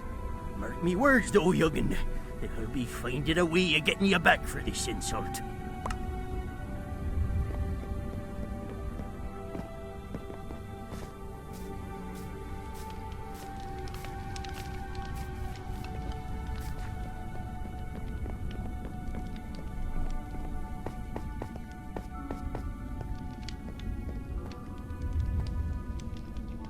If that bump don't pay his tab soon, I'll close down the bar. That'll get half the town on his case.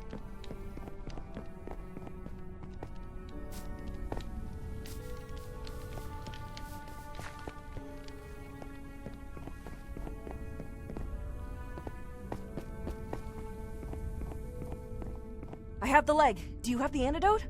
I do. I must say that was a rather unorthodox way of claiming the leg, but it was, interesting to watch. Now give me the leg. The barkeep takes the leg from you gingerly and with great reverence, as if accepting a holy relic before setting it aside and handing you a small vial. Here. Ugh. Oh, this tastes like vinegar. That's because it is vinegar.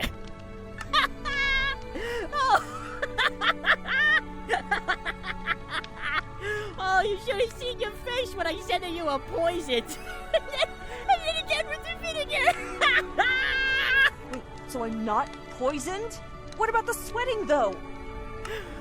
Oh, you were probably just getting nervous. I mean, I'd be sweating too if I thought I was gonna die. So, wait, you weren't going to kill me? But what about all this stuff down here? Don't you kill people? Oh no, my killing and stealing days are long behind me. I came to Icewind Dale to escape the law and some old enemies. I keep these trophies and remembrances, but I swore to never kill again if I could avoid it. That being said, Kirst hasn't paid his bar tab in over 2 months. Creep was really making me reconsider that oath. Then you came along and I figured this would send the message once he finds out where his leg is. Yeah, he'll probably buy it back for, say, half again what he owes me. But maybe I'll just keep it. Might be another fun little trophy. But seriously, though, if you ever tell any of the authorities that I'm here, or I ever find a bounty hunter sniffing around this basement, I will find you and I will kill you. So don't do that, all right? But you... the dart... I'm just gonna leave now. You do that. Though before you do, take this. Well, token of appreciation for your performance. Oh, I'm gonna remember that fondly until the day I die. Now get going. I need to figure out what to do with this. He just gave us one of the missing cards. Maybe he heard that we're looking for them. But just how much does this guy know?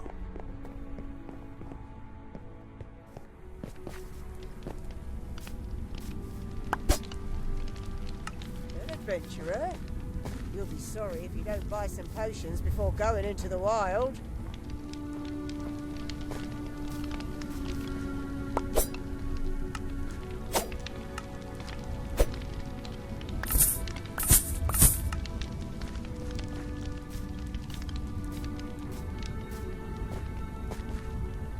clear a lift?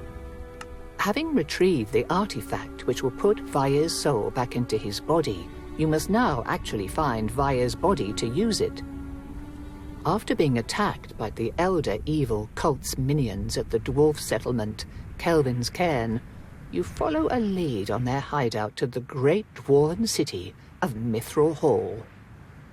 Mithril Hall is a major hub of industry and wealth, but sometimes has run-ins with the terrifying things that live deep below them in the Underdark, including the Dark Elves, known as Drow.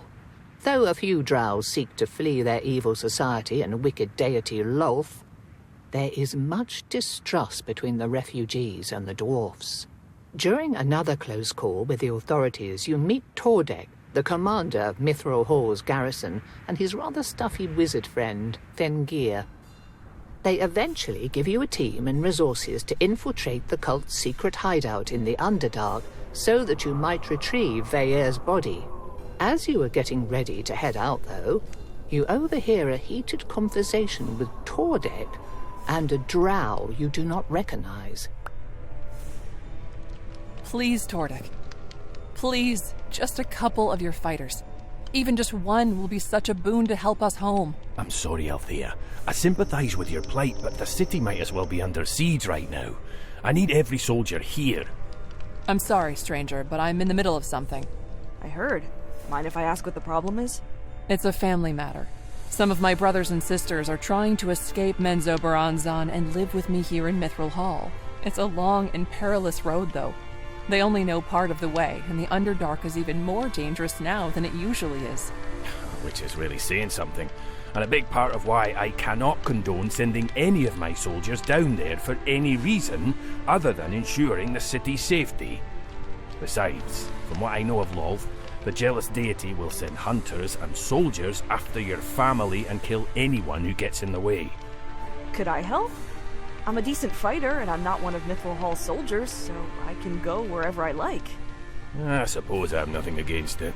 You'll be taking your life into your own hands, but from what you've told me, that isn't unfamiliar to you. Why would you help, though? You don't even know me. Anyone should have the right to leave their home if they want to, and I'm going into the Underdark anyhow. Might as well go with a partner to watch my back while I get a better feel of the dangers there. That is quite kind, and I promise that I will repay that kindness once my family is safely in Mithril Hall and away from Lolth's servants.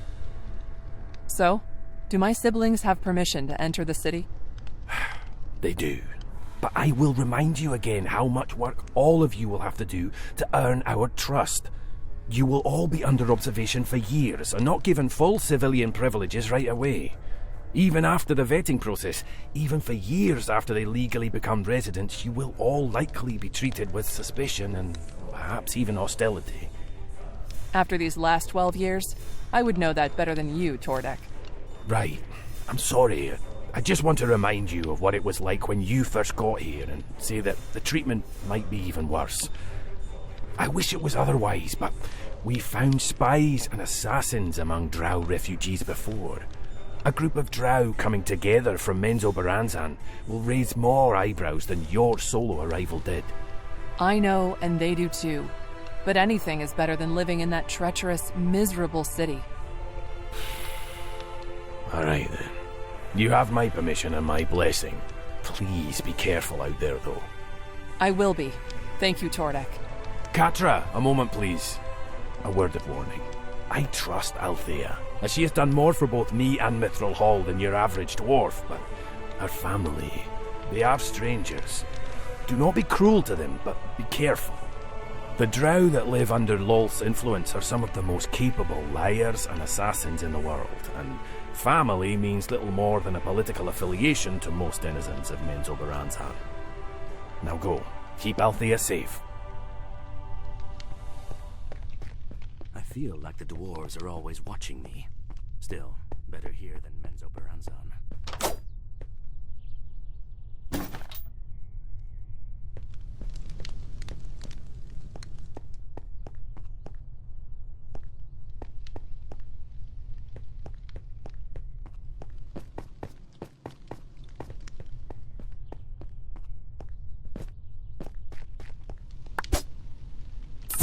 If you're looking to avoid a painful, gruesome death, you've come to the right place.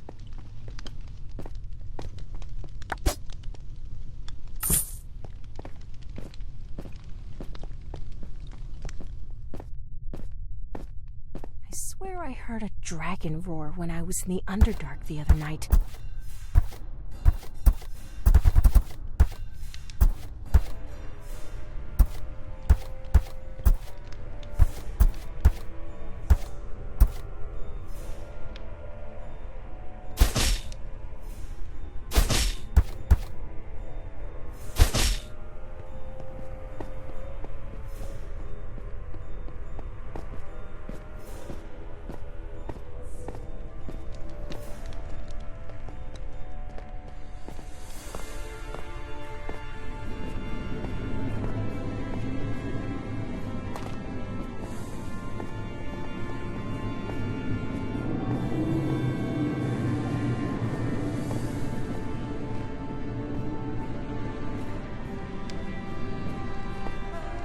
Another long day of mining. I could use a drink. Oh, excuse me, but is something the matter? Huh? A human? Don't see many of your kind around here. What makes you say something's the matter? Well, you're talking to yourself kind of heatedly. Something about someone coming home? Well, if you're being nosy about it, maybe you could help me. My older brother's been missing for a couple months now, and that layabout, Tordek, stopped sending search parties for him. Says my brother's dead, but I'll believe that when I see the body. Besides, I haven't seen any of these search parties myself. How do I know Tordek's actually sent anyone? You think he's lying about that? I think it's a possibility. My brother was trying to become the king's next advisor, since the one we have now is a bit long in the tooth, if you know what I mean. Lots of people would want the king's ear. I wouldn't be surprised if Tordek didn't want the competition for influence. Or maybe someone else bribed him into sweeping the investigation under the rug. Now that my brother's gone, though, people are starting to come up with nasty rumours about him. So what do you want me to do about it?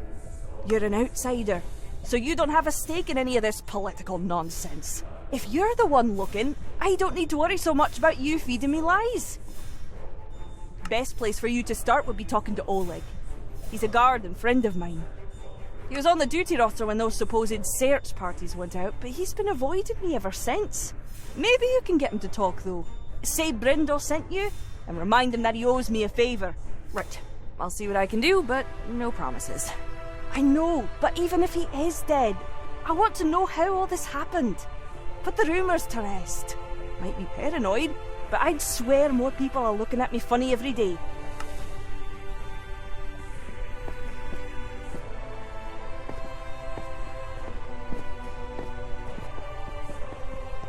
Careful which tunnel you go down. Some lead deep.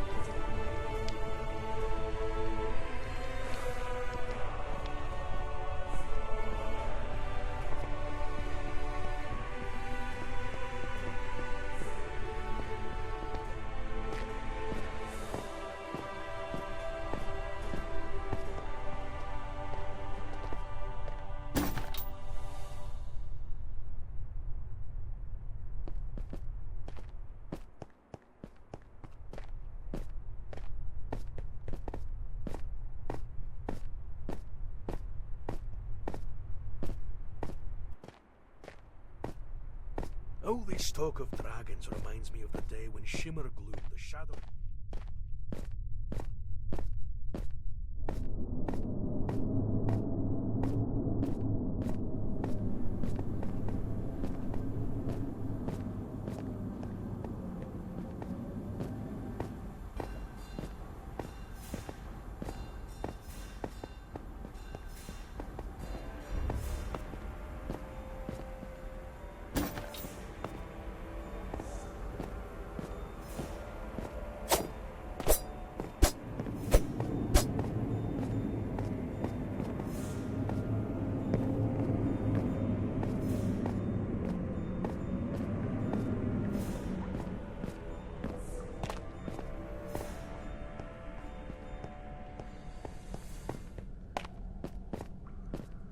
Hail! How might I be of service? Brindle sent me to ask about her missing brother. She thinks that you might know something, or at least where to look. Oh, he'll mater help me. I told her to give it up. That Birnig's gone. She's still looking for closure either way. She said to remind you of some sort of favor you owe her too? She can't ever just let things slide, can she? Always keeping a tally. All right, how's this sound? We've got a few monsters crawling around these here aquifers, and I was sent to help clear 'em out. There are a lot more than we'd expected, though, and my backup is hours late. You help me get rid of the monsters, and I'll tell you what I know. Though Brindle's not gonna like what she hears. Okay, I'll help. I could use some exercise anyhow. No, that's the spirit. Come on then, let's have a bit of fun, shall we?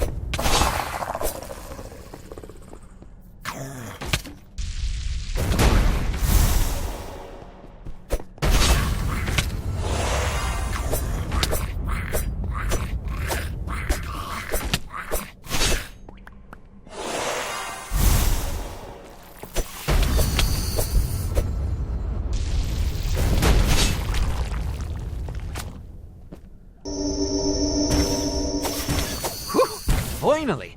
Thanks for the hand. I don't know if I could have managed that all on my own. At least not without getting injured. Glad to help. Now, about Brindle's brother. Listen, she's got it in her head that there weren't ever any search parties looking to begin with. Not sure where she got that idea from, but there were. Except they weren't search parties, and it was before Bjernig ran off. Tordek had actually ordered him arrested, but didn't say for what. The king approved it, though, so he did as we were told. Wanted it done quietly, so he had some of his soldiers try to grab him while he was still in the castle. I wasn't there, but he apparently escaped and ran off, ended up going into the Underdark to get away.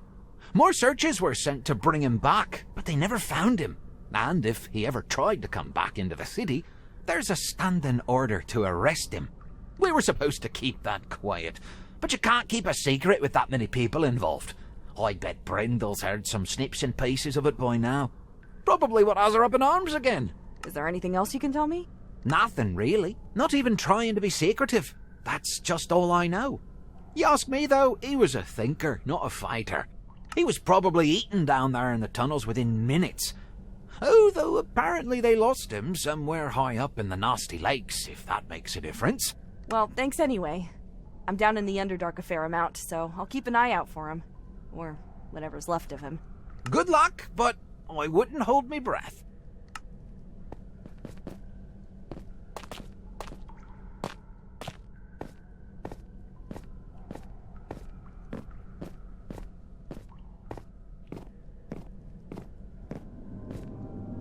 My family has agreed to meet near a volcanically active spot near the city, since they know how to get there and are confident that they can slip past the resident monsters on their own. We'll rendezvous with them there and fight off anything that tries to stop or eat us on the way back, okay? Let's get going.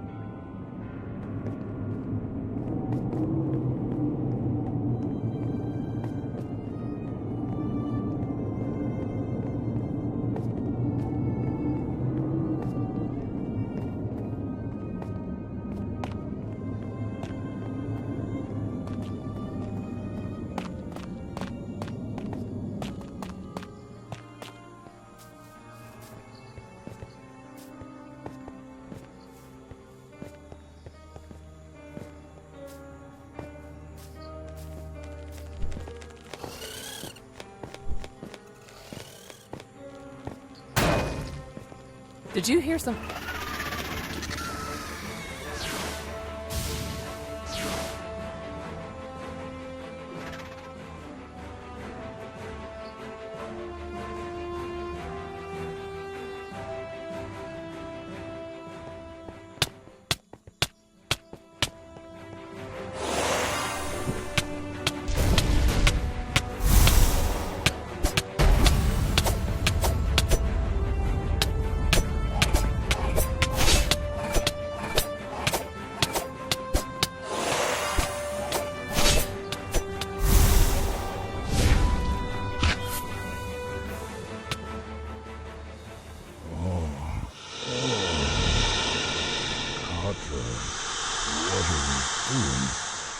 Katra? Oh no. Katra, listen to me. You have to resist them. Katra, we need to get out of here. Now! Katra!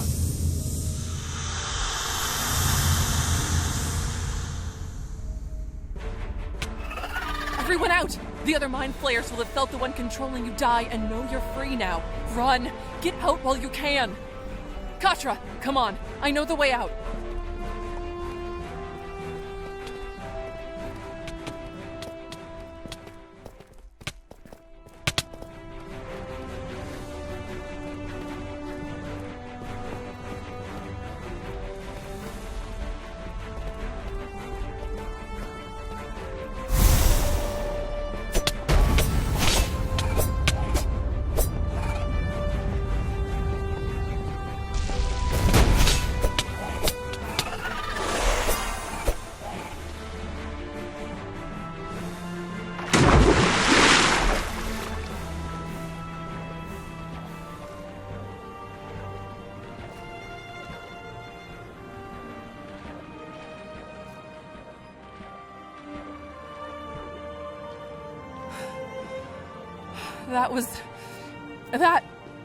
That was not part of the plan. I'm sorry. I couldn't stop them from taking you when they attacked. I never would have had a chance, so I hid and followed them until there was a chance to get you out. It's not your fault. Thank you for saving me. I really don't want to think about what would have happened if you hadn't. You're welcome. We agreed to watch out for each other down there, and I'm not about to abandon the one person who was willing to risk themselves for me and my family. I learned better than that even before I escaped Loth. Do you think you're okay to travel? I don't know how disorienting or painful being under a mind flayer's influence is, so just tell me if we need to find somewhere to lay low for a time. I'm fine. Just rattled is all. Let's go get your family.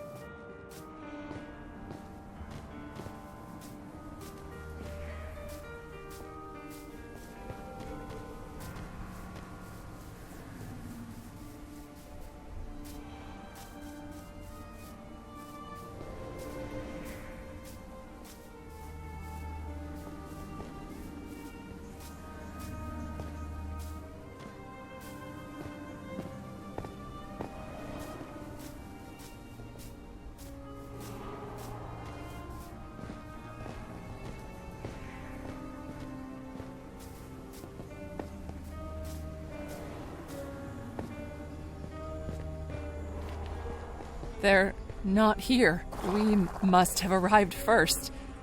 We will wait for a time. How do you escape Menzoberranzan by yourself? I almost didn't. Everyone is always watching each other down there, so it's hard to find a chance to disappear. However, one day, I went to oversee the destruction of a nest of hook horrors well outside the city. I saw a chance to escape, so I collapsed the tunnel and ran. It was everything I could do to survive the Underdark by myself, and Loth always knows when one of her children turns against her and sends assassins to hunt down traitors. I got to Mithril Hall just ahead of House Vandry's killers, and I suspect they would still slay me if they got the chance. How long will we stay here? Not very. I'm hesitant to stay anywhere in the Underdark for too long, especially if House Vandry is already pursuing my siblings. Hopefully they haven't been delayed too long. Then again, when anything goes wrong, I tend to feel a little... Get drow! Bing bad drow! Katra!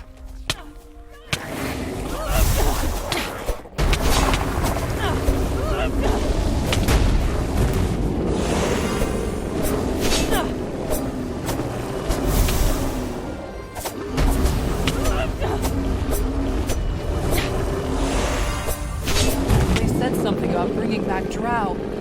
Katra, I think... I knew it! Servants of Loth!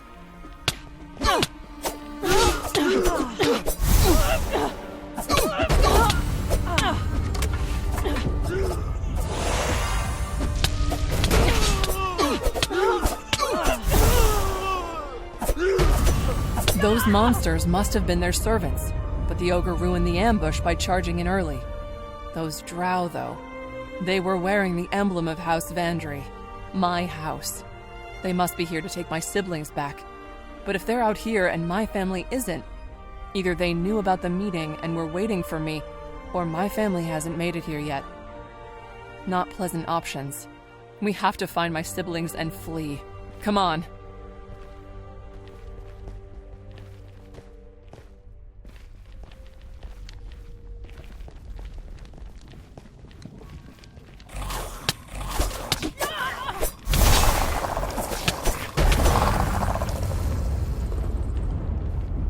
There they are. Katra, in the middle. Help them.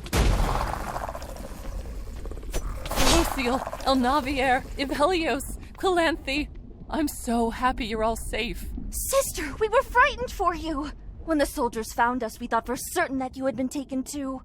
They tried, and it was close. But come on, we must fly, lest more of your pursuers find us here. Agreed. Our reunion can wait. Lead the way. Katra, you go ahead. Make sure there isn't anyone waiting for us while I get everyone on their feet again. Right.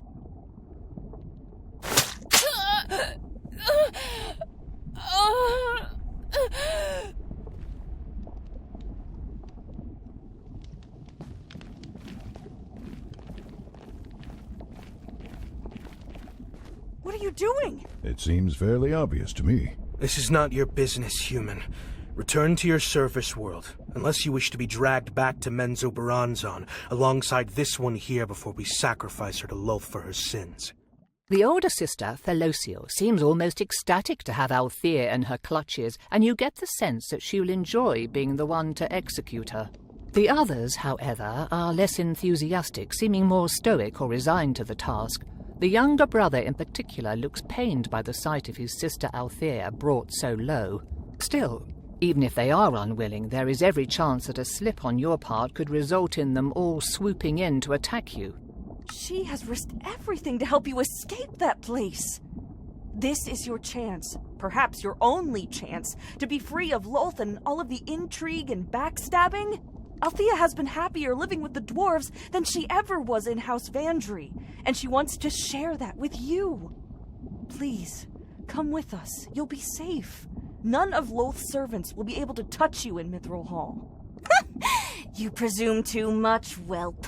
As if we would ever choose to live with such lowly creatures as dwarves, or abandon the Lady of Spiders. Sister, the human is right. If we take Althea back now, we will never be free of Lolth.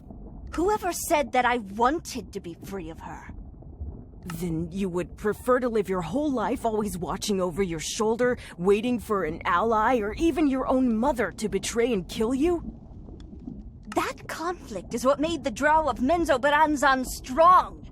It is what keeps us sharp and gives us the keenest edge over those soft, stupid dwarves and surface dwellers. Maybe, but Althea and this one still fought through a dozen other drow to reach us. Maybe their way doesn't mean weakness. Their way means blasphemy! You're right. It does.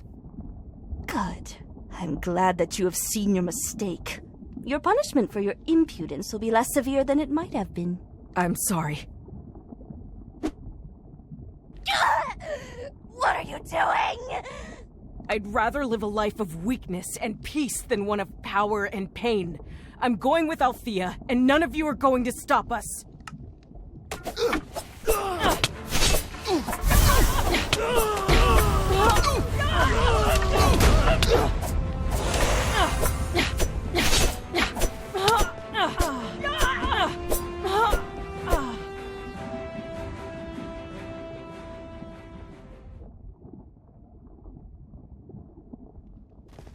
Are you okay?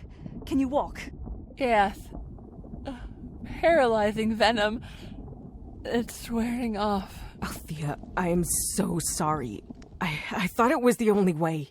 The other drow at home, they've been hunting us, waiting for a chance to invade the house, and I've seen so many who tried to escape brought back in chains and sacrificed to Lolth.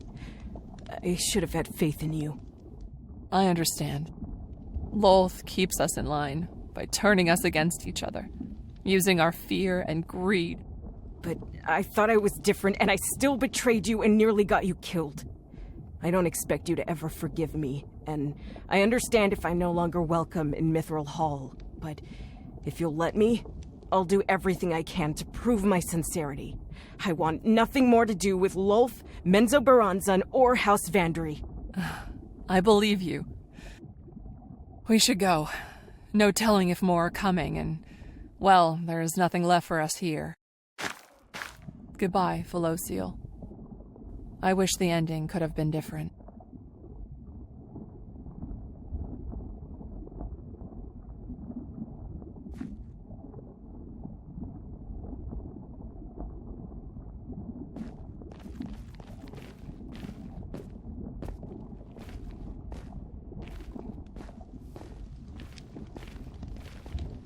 Althea, are you certain that you're all right?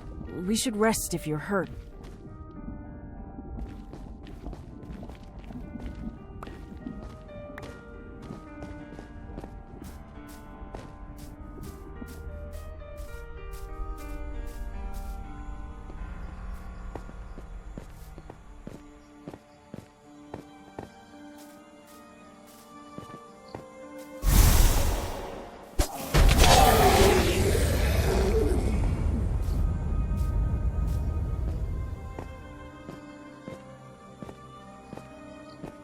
So, what is Mithril Hall like?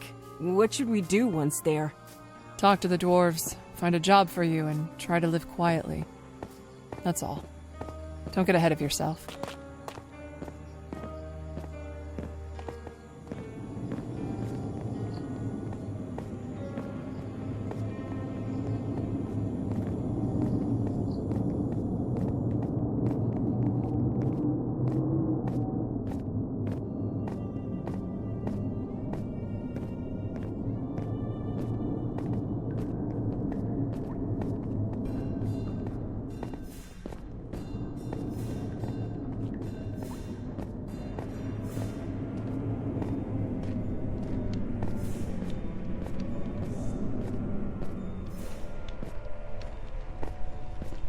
Careful how many potions you drink at once. You'll feel like death the next day otherwise.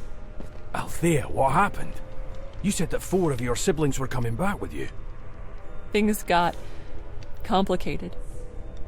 My sister betrayed me, and I just want to go home.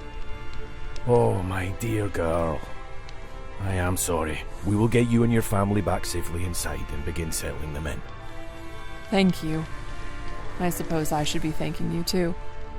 I know you saved me, but you still... what you did to Felocial. My head understands that it was necessary, but my heart still bleeds. It doesn't make sense, but that is simply the way it is. Hopefully someday I will be able to look at you without seeing my sister's last moments, but it will take some time. I am grateful. It's just hard to express that right now. Please, take your reward. I've a lot to think about. Goodbye. Do you think she's going to be okay? No, not for some time. But she is home, and she is safe, and she is with friends. Hopefully that will be enough to see her through. Didn't expect her to pay us with one of Thesserai's missing cards, though. Maybe she pulled it off of her sister after the fight. Can't blame her for not wanting it.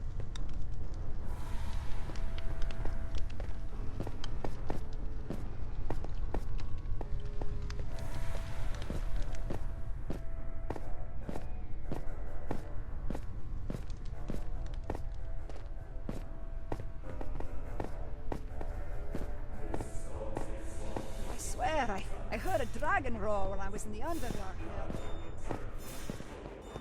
Ah, Katra. If you have some time, I'd like to talk about hiring you for a little job. And what would that little job involve? I need a particular type of mushroom for a potion that I'm working on. They could be found in something of a mushroom forest down in the Underdark, but, well, if I'm being candid, I would probably get eaten or find some other horrible fate if I went down there myself. You, however, seem quite capable when it comes to handling monsters in the wilderness. So you go in, fetch the mushroom I need, and I'll reward you upon your return. Sound fair? Yeah, might as well. Excellent. I look forward to your return. So what does it look like? Oh, you'll know it when you see it. Tends to stand out.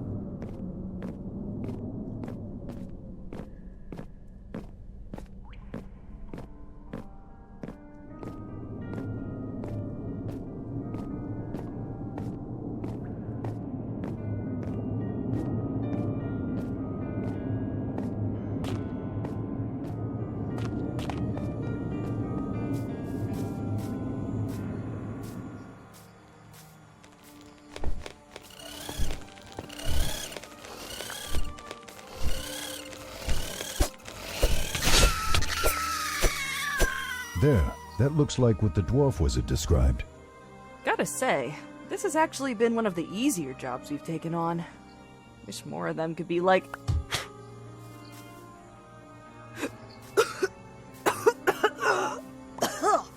Oh, disgusting. We got lucky. Those spores might have been toxic, but you are still standing. They still might have been. We should hurry back, just in case I start to get sick. Vaer? Am I imagining things? Or is this cave starting to look different? No, Katra, it is not just you. Perhaps you had best find... What is that? I do not know. It sounds like people. I'm going to check it out.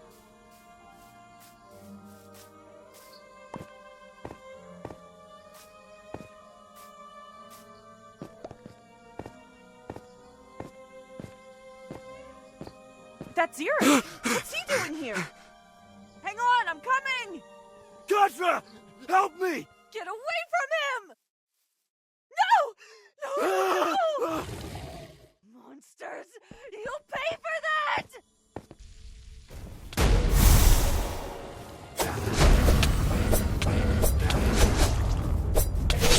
That was Eric. I can't believe he was here, and then he just... The villagers! I have to help them! Yes, but something is strange. Why are they here?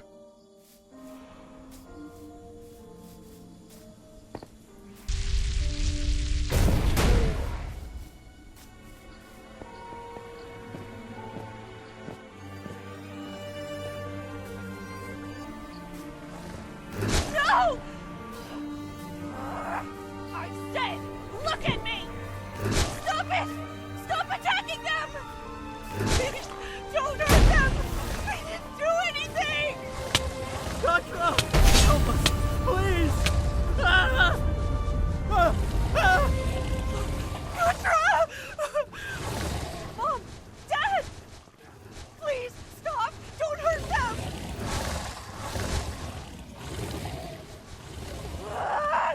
I'll kill you for that!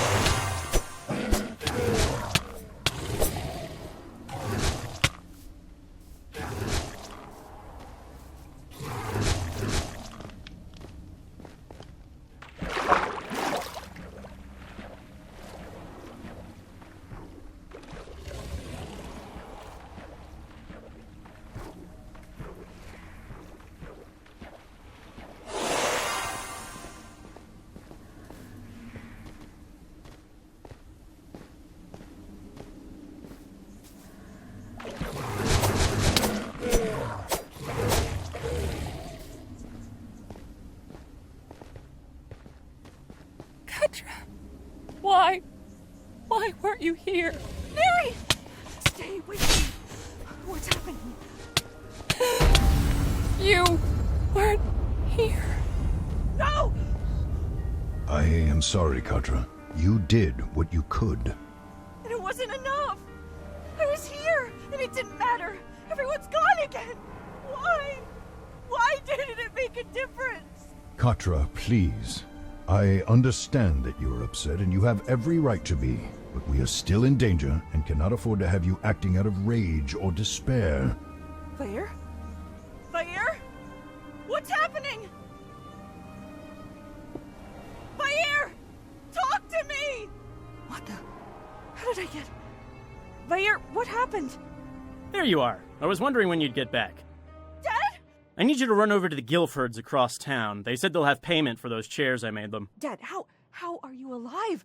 I just saw you and Mom. The Starspawn. Where's Mom? What's happening? Katra, you don't need to make such a big racket. And what's this about us dying? Were you dreaming and woke up too quickly? Oh, you used to have the most vivid dreams as a kid. No, I'm not dreaming. Well, I saw it, though. I was fighting to try to save you and the other villagers, but I... Take a breath. It's fine. You can see that nothing's happened. Then again, nothing ever happens here. Must be a nice change after all that time with Vaer in your head. But still, if you could get that money for me, I'd really appreciate it. My back and knees are giving me grief, and I want to make a serious dent in the commissions I'm working on today. Okay. I love you too.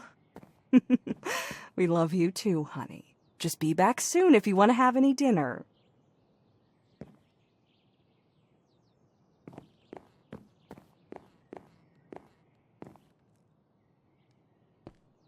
What? Is this... I don't understand. Vaer, can you hear me? I never get tired of views like this. Thesarai, what are you doing here? Did you do this? Are you teleporting me around? Kid, we walked here. Getting elevation sickness or something? Not that high up. Look at all of that, though. The whole wide world laid out at our feet.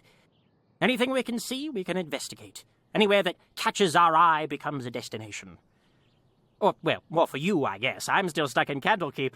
How do you like the adventuring life, though? Dangerous, to be sure, but the freedom seems to suit you. And you've made more money than I expect you ever even dreamed of while growing up in that tiny village. Listen, I'm very confused right now. Something's happening, and I don't know why, or how I got here, or... I can't hear Vaer either. Of course you can't. You two restored him and went your separate ways months ago. Are you feeling well? You seem to be acting a bit off. Anyhow, have you decided where you're going next? I'm still trying to figure out where I am right now. That's all right. You have to help me. Ah!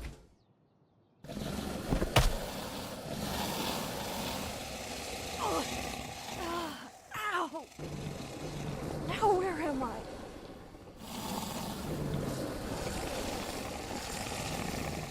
This isn't... No.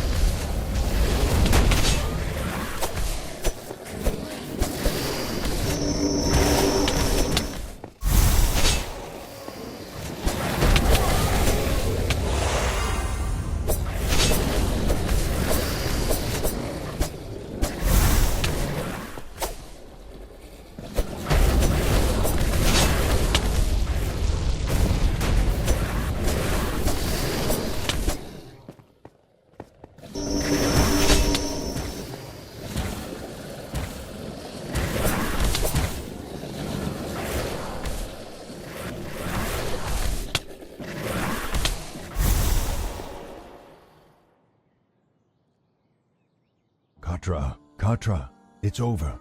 You are all right. Can you hear me? Vaer? At last. I was shouting for you during that whole vision, but you could not hear me. No matter what I said, you seemed to think I was gone. You weren't? No, nor was any of that real, I don't think. But it hurts. You are unharmed, and you are safe. or, well, as safe as anyone could be while alone in the Underdark. Still, I think that the pain will fade as your mind reorients to reality. Vaer, what in the world happened? I don't understand. There was so much, and it was real, but you're saying it wasn't, and I'm alive, and we're still in the cave, but... It was a hallucination, an illusion. I believe that those spores we inhaled earlier might have caused us to see things that were not there. They've worn off now. Why did I see what I did? I'm still so confused. I believe that you saw what some part of you has been dwelling on, even if you did not realize it. What your life has become or could be. But why did I think I was dying? You know how much danger you have faced. You know that death is a close companion when you adventure. On some level, you must understand that most adventurers, they do not die in their beds. You can only tempt fate and test your luck so many times before the worst eventually happens. I was trying not to think about that. I'm doing this because I have to. But what about when we have completed our mission? What will you do then? Continue to adventure? Return to your quiet life with your family? I don't know. I haven't thought much about it that far ahead. It's just... I know doing this sort of work is risky, but... after everything I've seen and done, would my old life be enough? But that pain... Does every adventurer... Does that happen to all of them? No, but it is not uncommon. Accidents, traps, bandits. There are many dangers. Things that would not likely factor into the daily life of a village carpenter. There is something to be said for a quiet life, and it is what most people want for themselves. Yeah.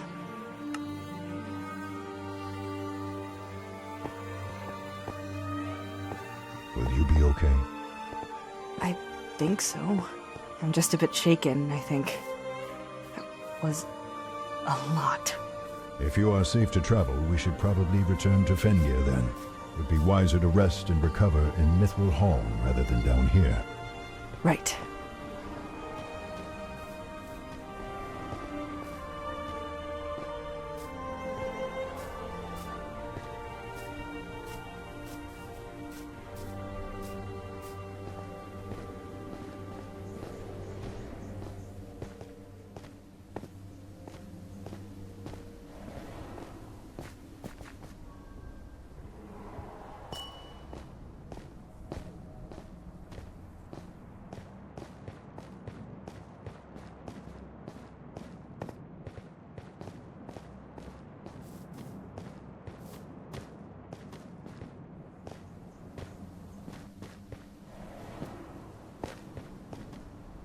The inscription reads, I, Bernig of Mithril Hall, leave these words as testament to my fate. Whoever reads this, know that I have been betrayed by Tordic, commander of the garrison. I had pressed for a way to strengthen our defences, but the petty, fickle coward refused the proposal and tried to have me arrested. He pursued me through these tunnels, wounded me, and left me to die down here. If you are a friend of the dwarfs, I hid a box in a nearby putrid lake. Retrieve and return it to my home so that the inscription ends abruptly.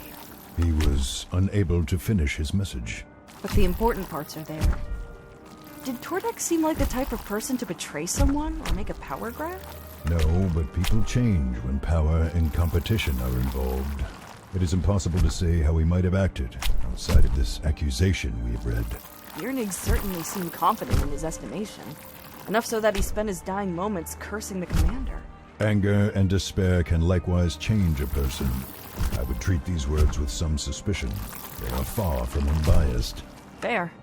Well, let's see what he left in the lake. Just hope I don't have to swim in that mess to get it. Is it just me, or does it look like something was dragged out of the mud there? I see it too, and I think that you are correct. There are tracks leading from the water, too. Do you think it's Bjernig's box? This seems as good a lead as any. It's worth a shot, I guess.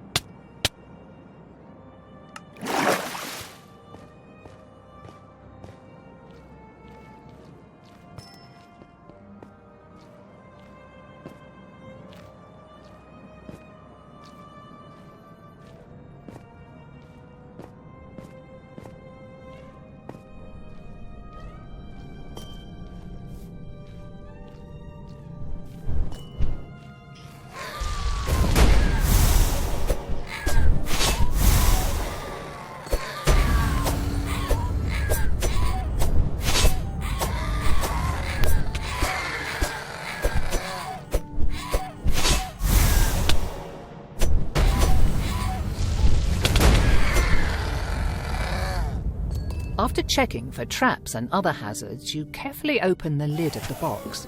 The inside seems to be perfectly dry, and sitting atop a stack of notes and papers is a glowing talisman.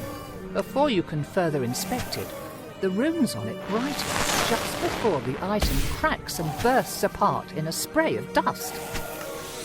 That item was infused with energy from the abyss. Do you think the rocks were charging it or something? No. This area looks more like a summoning circle, and I see no craftsman's tools. Nor do I think Vrox would be capable of such a task. Chances are that this belonged to Biernig. Give me a minute. Skimming through the notes in this box, they seem to focus on the methods of summoning, controlling, and making deals with demons and devils. The annotations on the side occasionally mention places in Mithril Hall, though you do not know why. You tuck them into your bag, unsure of what you have found. I think that we had best speak with Tordek. Agreed. I was trying to avoid that in case Brindle was right and he's done something wrong. This makes me think we need to hear his side of things.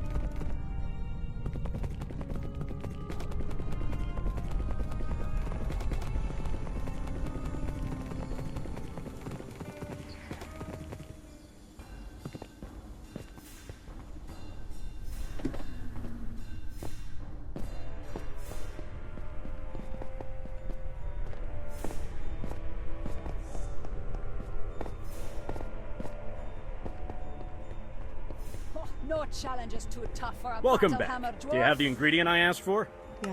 Yeah, it's here. Wonderful. And a good one, too. You have an eye for this. I knew you were the right person to send down there. Do you have any problems? No, not really. Well then, if I ever need something like this again, I'll know who to ask for. Here's your reward. Thank you again. Katra, I know that what you experienced in the Mushroom Forest was overwhelming. I may not be the best at this, but if you should ever want to talk about it, I will listen. Okay. I'll think about it. Thanks, Vaer.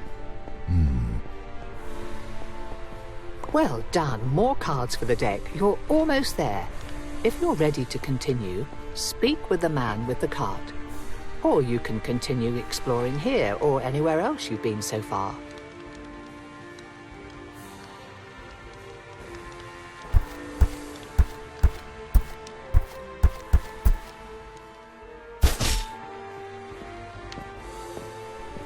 Katra, hello what can I again. do for you? I'm sorry for how we parted last time.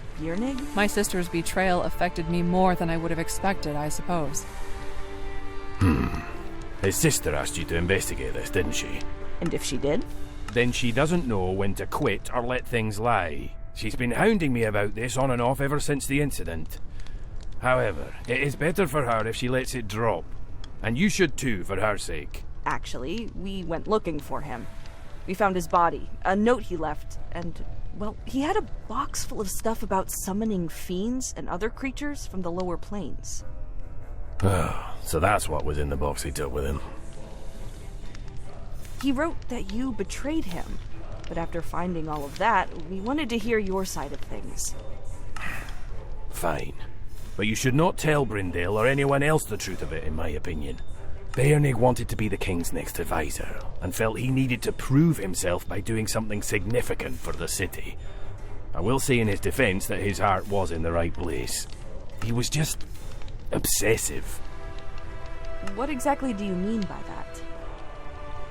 He had heard enough stories about the Drow in Menzoberranzan using demons as shock troops and thought that we could do the same. He proposed creating summoning circles at key positions around the city so that we could call upon those monstrosities if the need arose. He needed my help and approval, and I refused him. It was simply too dangerous. I thought he would move on to another project, but I then caught him practicing and summoning a demon on his own in the castle. It was a small thing, and I killed it before it could get loose, but that was the last straw. I tried to lock him in that room so I could get soldiers to take him away quietly, but he escaped and we had to chase him. I managed to put a crossbow bolt in his shoulder thinking it would slow him down, but we still lost him. We searched, but he managed to cover his trail. Anything else? I never told my soldiers why he was being arrested. The only other people who know are the king, his advisor, Fengir, and, well, now you. I wanted his reputation and memory to stay intact. He had done good work for Mithril Hall, and I did not want his mistakes to ruin his sister's reputation. Still, it seems the rumour mill is making life harder for her anyhow. Okay, I think I've heard enough. Or at least enough to tell Brindle. Would you reconsider? Why would you want to hide all of this from her, though? How does that help? It preserves her memory of him. She loved her brother, nearly worshipped him. To be honest, I am relieved he's dead. It would have been much worse had he come back and tried to continue his project. Knowing all of that, what will you do? I'm going to tell her that I found his remains, at least. As for the rest, I don't know. Doesn't she deserve the truth? Aye, but the truth does her no good. It would just hurt her for no purpose. I'm not going to silence you, but consider that when you speak with her. Right. I should go see her now. Thank you for helping.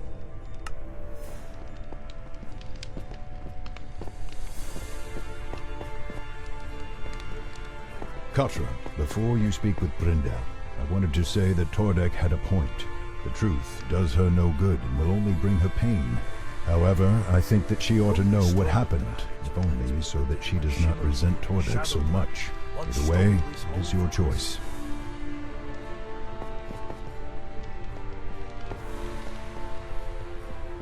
So, have you learned anything yet? Yeah. I'm sorry, Brindle, but your brother is dead. I found his body down in the Underdark with a note he wrote as his dying words. You're not messing with me. Tordek didn't pay you off to say that? No, he didn't. Well, did you at least find out how it happened? He, was working on some really dangerous stuff. He thought he was helping Mithril Hall, but he was working on summoning demons into the city. Thought he could use or control them as a defense against attack, but it was too risky. Tordek told him to stop, but he didn't, and he fled when Tordek tried to arrest him. Well, that's rich. You expect me to believe that? What kind of a fool do you take me for? And these notes, they prove nothing. Could have made them yourself. No, I'm not letting Tordek's ambition and mind games get the better of me. If you won't help me either, I'll go look for him myself. Here, take your money and get out of here. If you think I'm giving you more after you fed me a bucket of lies, then you've got another thing coming. Just be glad I'm giving you anything, you charlatan. Now get out of my sight. I'll bring him back myself. Fine.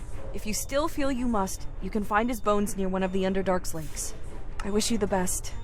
I really do. A magical card mixed in with the coins. Did she mean to put this in here? Well, it's ours now.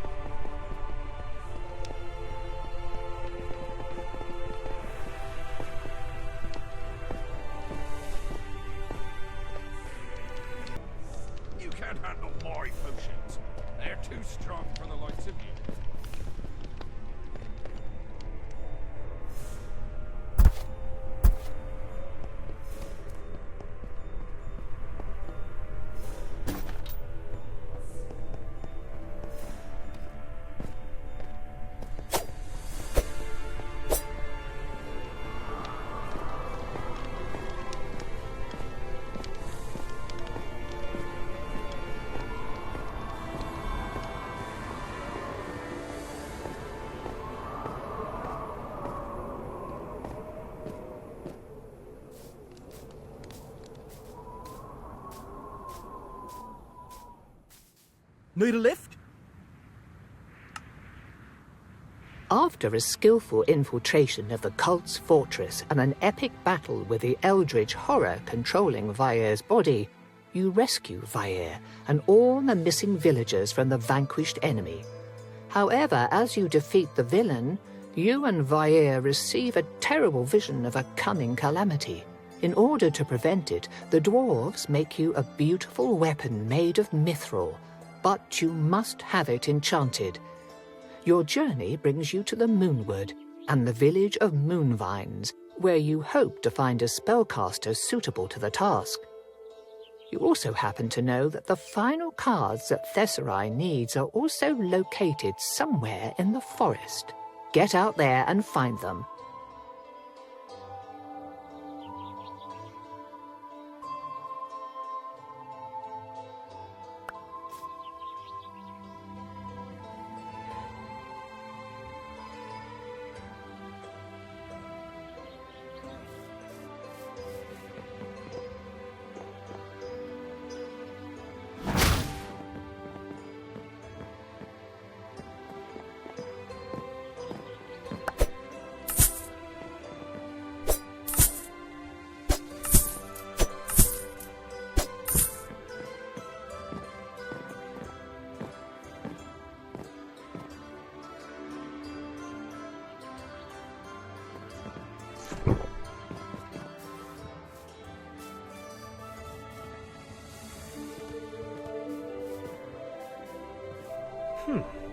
I have a good feeling about you.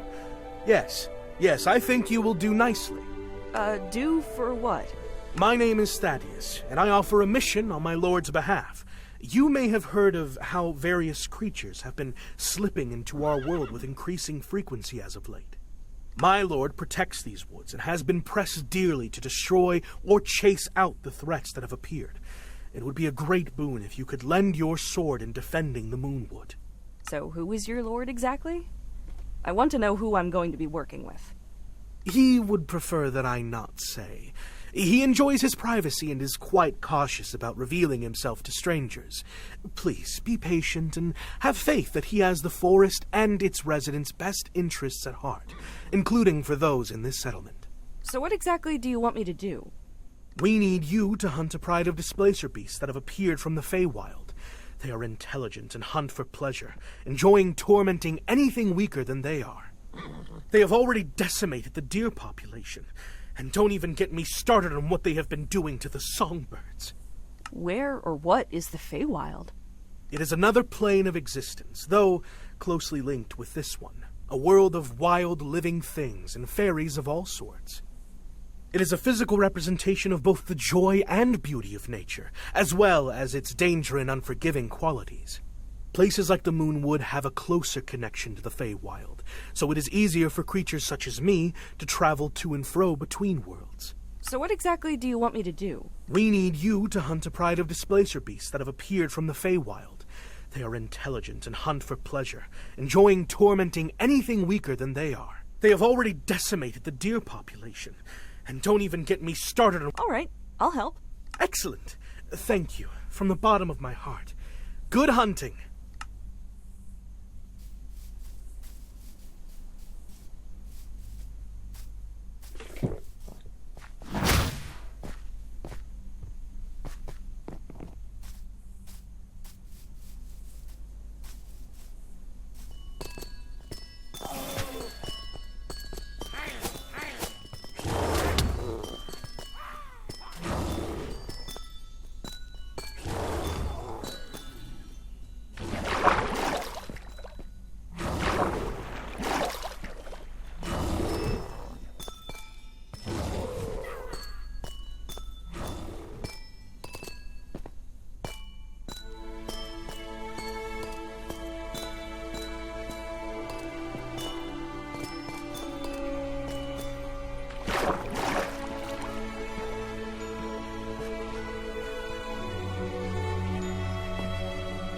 This does not seem like much of a pride. Still, I can imagine the amount of damage they might do to the wildlife. They are crafty beasts, so be careful.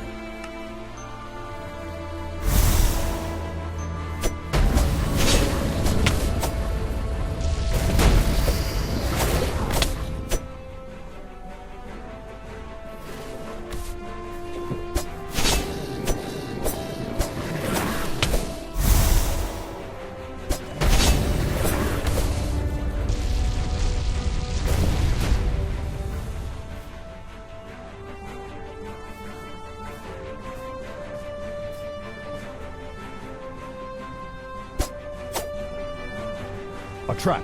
The ones we found were the bait, and we fell for it. And it looks like they've made friends with that plant monster, too. Not the sort of symbiotic relationship that I would want to see in my domain, personally.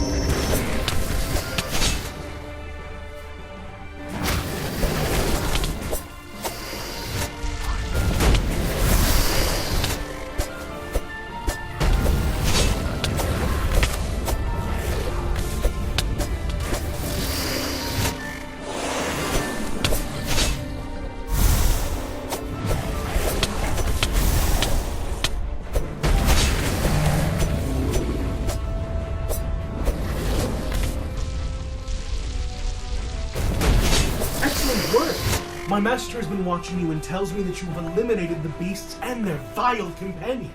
He wishes to meet you. Please, meet us in the meadow that overlooks the swampy Evermoors, so we can thank and reward you.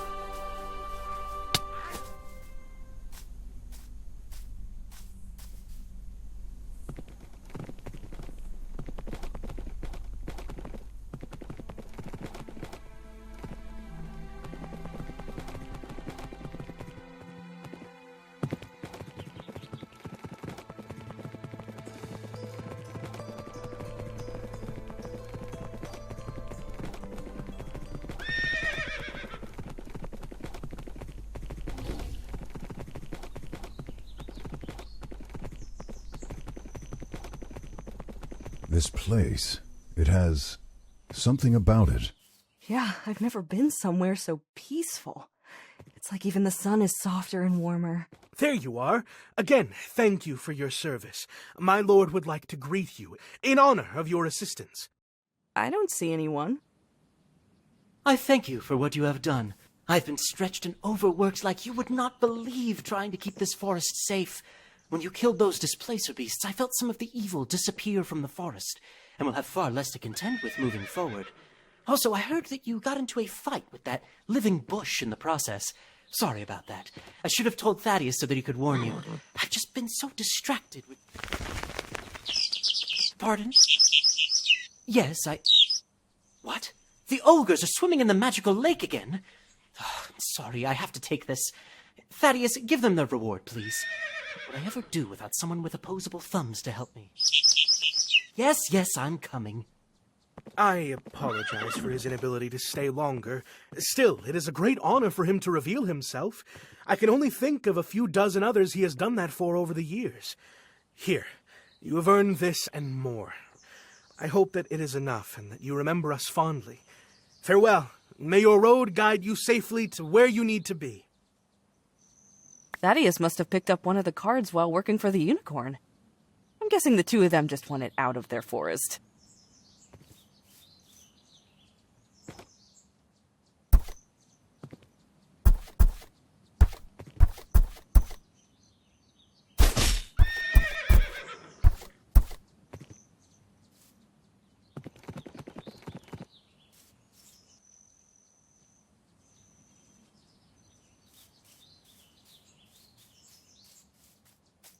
Oh, hello. It is not often that outsiders are allowed into the unicorn Isoldare's meadow. My name is Falroth. I would welcome you, but it is not my place. If it's rare for outsiders to come here, why are you in this clearing? Isoldare has granted me sanctuary, at least for the time being. You see, I am afflicted with a form of lycanthropy. That is to say, I'm a werewolf. Most people with the curse can anticipate or even control when they transform. However, I do not have that privilege. I change at random, and when I do, I lose all sense of self, turning into a killing machine, a rabid animal. What does that have to do with the unicorn? Isildare's dominion over the Moonwood suppresses all manner of curses. Mine, however, has grown so powerful that I must stay here at the center of his strength to prevent the transformation. I began searching for a cure right after I was bitten, but it has taken time, and the changes, they are now happening too frequently. I cannot risk leaving, as even here, I can feel something crawling beneath my skin, ready to take control, though at least the pain is much less here. Did you have a lead on a cure? Maybe I can help. Would you? I would be forever in your debt, but I cannot ask this of you. I had heard that the nearby barbarian tribe that lives at One Stone may have a cure, as they have a long history of fighting werewolves. However, they are a suspicious and violent people who have a history of attacking any and all outsiders on sight. I would risk their wrath for myself, but to ask a stranger... Well, I'm offering. And since you already told me where to look, I think I'm going to pay a visit to these barbarians. I cannot deny that my heart yearns for the chance at freedom that you represent, the chance to go back to my family in Moonvines, but consider your own safety first, please.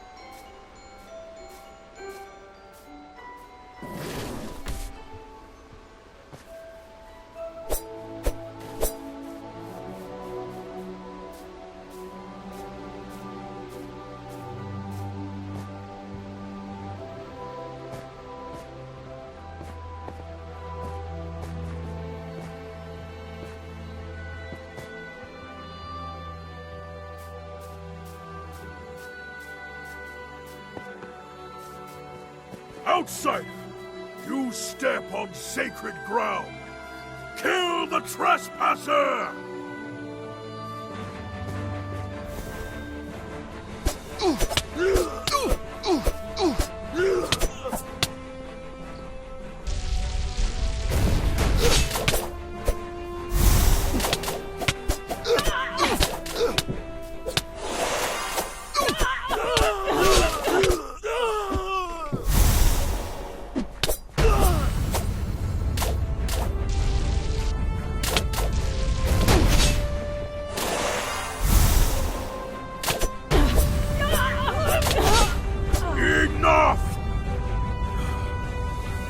Stronger than the usual folk who wander through here or try to steal our land. What is your name? I am Ketma. I am Katra. Are you the leader here? Yes, I am the chieftain of the Sky Pony tribe. I met someone who has been turned into a werewolf, but they have no control over the curse and it pains them very much. He said that you may have a way to cure him. A lycanthrope. Had he come in his beast form, we would have exterminated him. If he seeks help, though, we will be glad to cleanse him of his curse. Did you bring this man? No. He cannot leave where he has taken shelter, or else he will transform right away and start attacking people. That makes it harder. Still, I know of only one form of the wolf curse that can take complete control of a person without the presence of a full moon. It is spread by a loup-garou, the most deadly of all lycanthropes. One such has haunted these forests for several years now, though no one has managed to slay it. We have already lost several hunters in our attempts to destroy it. Where can I find it? Will killing the thing be enough? No, it will not. And it has no fixed den that I know of. However, we can kill 2 birds with 1 stone. Come with me, and I will grant you what you need.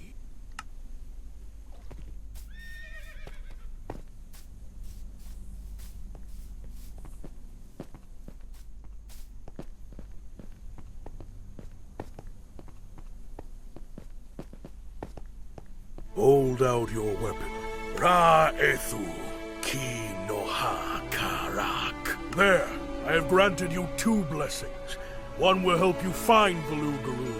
The other I have placed on that weapon you hold. When you slay the beast, it must be with that weapon. First, though, you need the cure. There is a grove of crystal trees in the forest. Sneak by or overcome the Guardian and collect one of the fruits there. Once you kill the loup-garou, run the blade that slew it through the fruit so that the fruit can absorb some of the creature's essence. Once that is done, feed the fruit to the cursed man. That should be enough to free him. Thank you. I will make sure to tell Falroth of your generosity. When you are ready to begin the hunt, begin at the lake. The monster has several times been seen to drink there, though some months have passed since we last saw him. Good hunting. May your prey be deaf to your footsteps.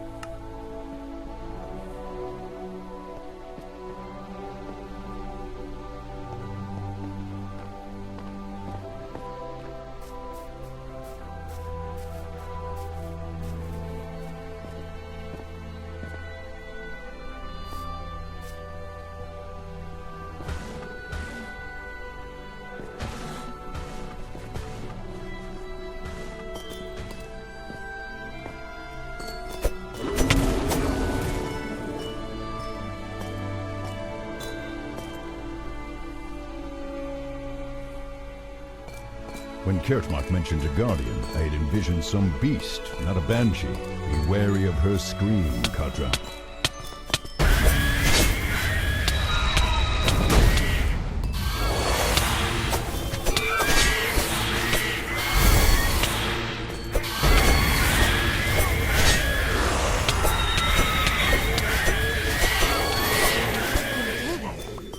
Let's check out the lake, like Kurtmark suggested, and see if we can find us a werewolf.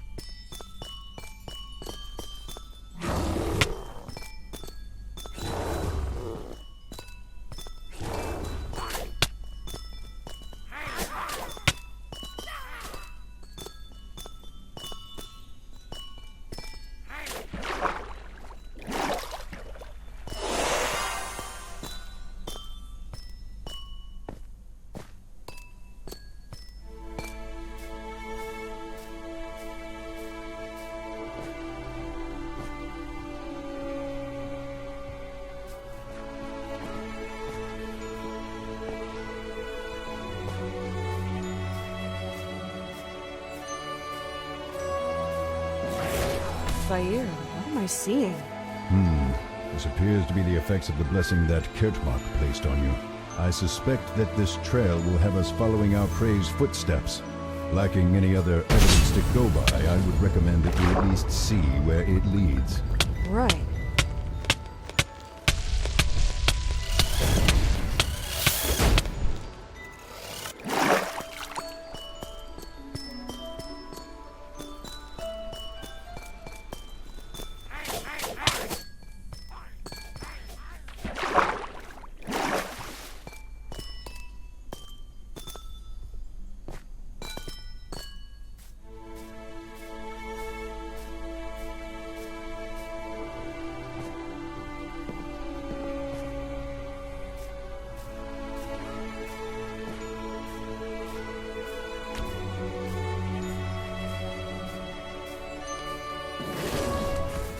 Vaer, what am I seeing? This appears to be the effects of the blessing that Kertmark placed on you. I suspect that this trail will have us following our prey's footsteps. Lacking any other evidence to go by, I would recommend that we at least see where it leads. Right.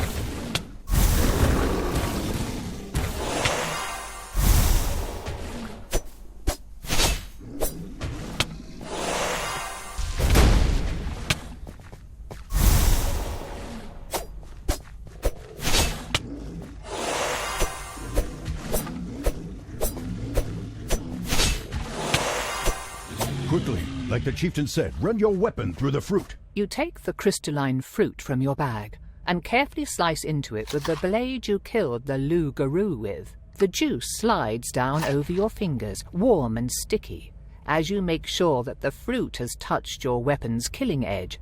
Still, it does not look any different now, aside from the mess you've made. Now back to the unicorn's glade. We do not know how long the fruit will be able to hold on to whatever properties you just gave it.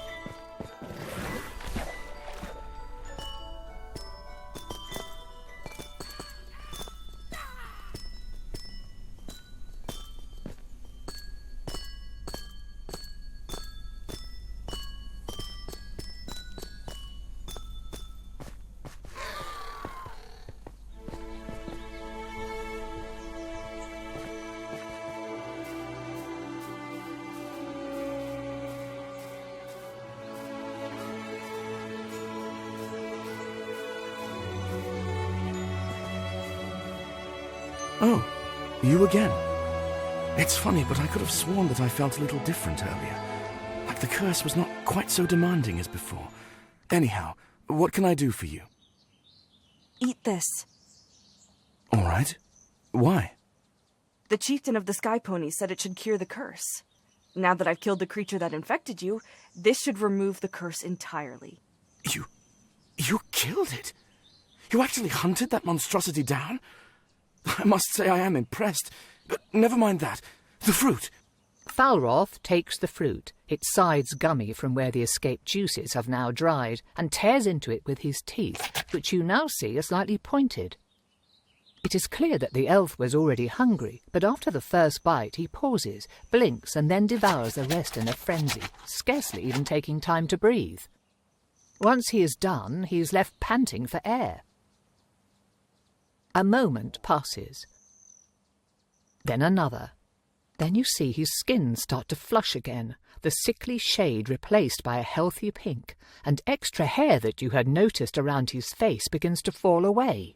It is gradual, but definitely there, as Falroth slowly straightens, his bunched muscles relaxing as if finally setting down a great load. Katra, this is the first peace I have felt in a year. The curse grew so persistent and constant, I'd forgotten what it felt like to be calm, relaxed. Thank you, friend. I do not think that I could ever repay you for this. Still, I have some goods with me that I had taken for my journey. You deserve them and far more for what you've done. You're welcome. I'm glad I could help. What will you do now? Now? Now I am going home to my family. I've not seen them in almost a year now. I wonder if my daughter will remember me. She was so young when I left. It's strange. I have what I came out here to find, and I was willing to risk my life to get it. The thought of going home, though, somehow that scares me even more than the prospect of facing the monster that bit me ever did. I'm sure they're waiting for you. They'll be overjoyed to have you home and safe again. I know. In my mind, I know, but my heart makes me worry. Fills me with guilt and dread for all of the missed time. Still, I cannot let that control me. Not when the ones I love are waiting. Thank you again, Katra, and farewell. Looks like Falroth left behind one of the cards we're looking for. Guess he won't be needing that. So let's just tuck that away.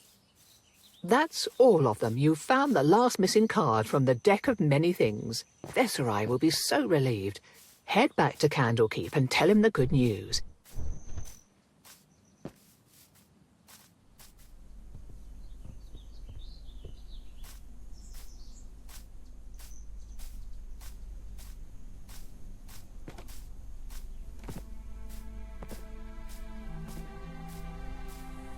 Need a lift?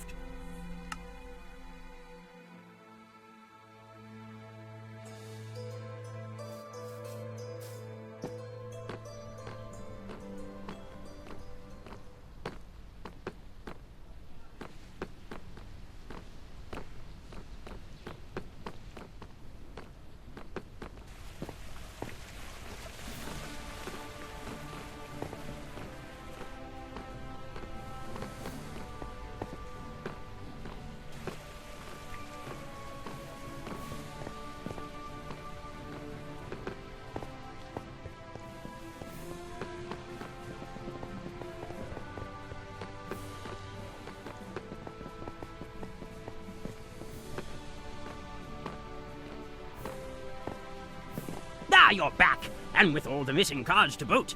Excellent, you have done a wonderful job. Thank you for all of your hard work. Now, I just need to put all of these cards back together and...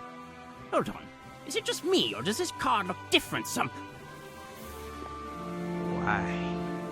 Why have I been wasting so much time on these frivolous experiments? I am the greatest wizard in the city, nay, on the Sword Coast. I should not be scrapping for kernels of knowledge to prove my worth to the fools who run this place. They should be scraping the floor with their foreheads as they bow in deference to me. And you, I think I would like to study further. How about you just lie down and let me open that skull of yours to see what's going on with that pretentious lizard you share a body with? I could find better use for his soul than letting it waste away in your body. Now, just hold still. What are you doing?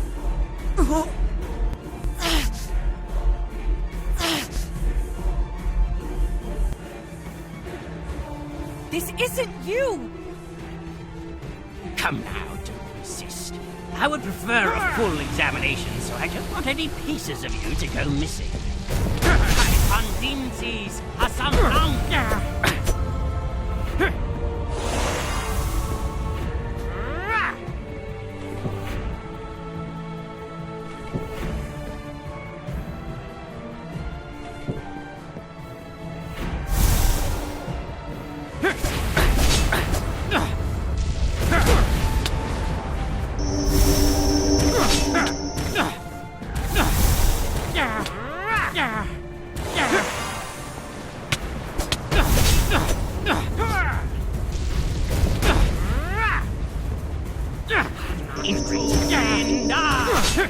This is the thanks I get.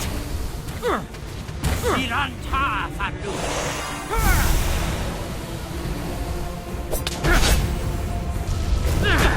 That's it. I'm going to destroy you and leave nothing but a greasy smear on the floor.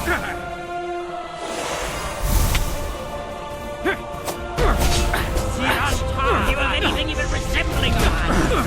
No. I'm letting the guards throw you into a dark cell like they wanted to when you first crawled in here.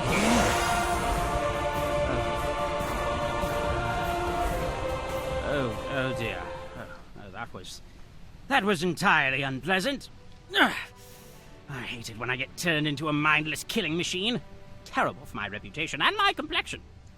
Thank you for snapping me out of it, Katra. I do hope that I didn't manage to grievously wound or maim you during that little scuffle, did I? No, looks like you're quite in one piece. Well, mostly. Anyhow, I think someone tampered with one of the cards you picked up, maybe experimenting on it themselves, but things seem back to normal. Now, where were we? Ah, yes, if you will indulge me, there's something I've been fiddling with. Now that I have the deck back in hand, I may be on the verge of devising a powerful spell that could help us combat the coming calamity. I'm not entirely sure what it does, and I would understand if you and everyone else in a 3-mile radius would want to flee, but... No, I'm too excited. I'm giving it a go.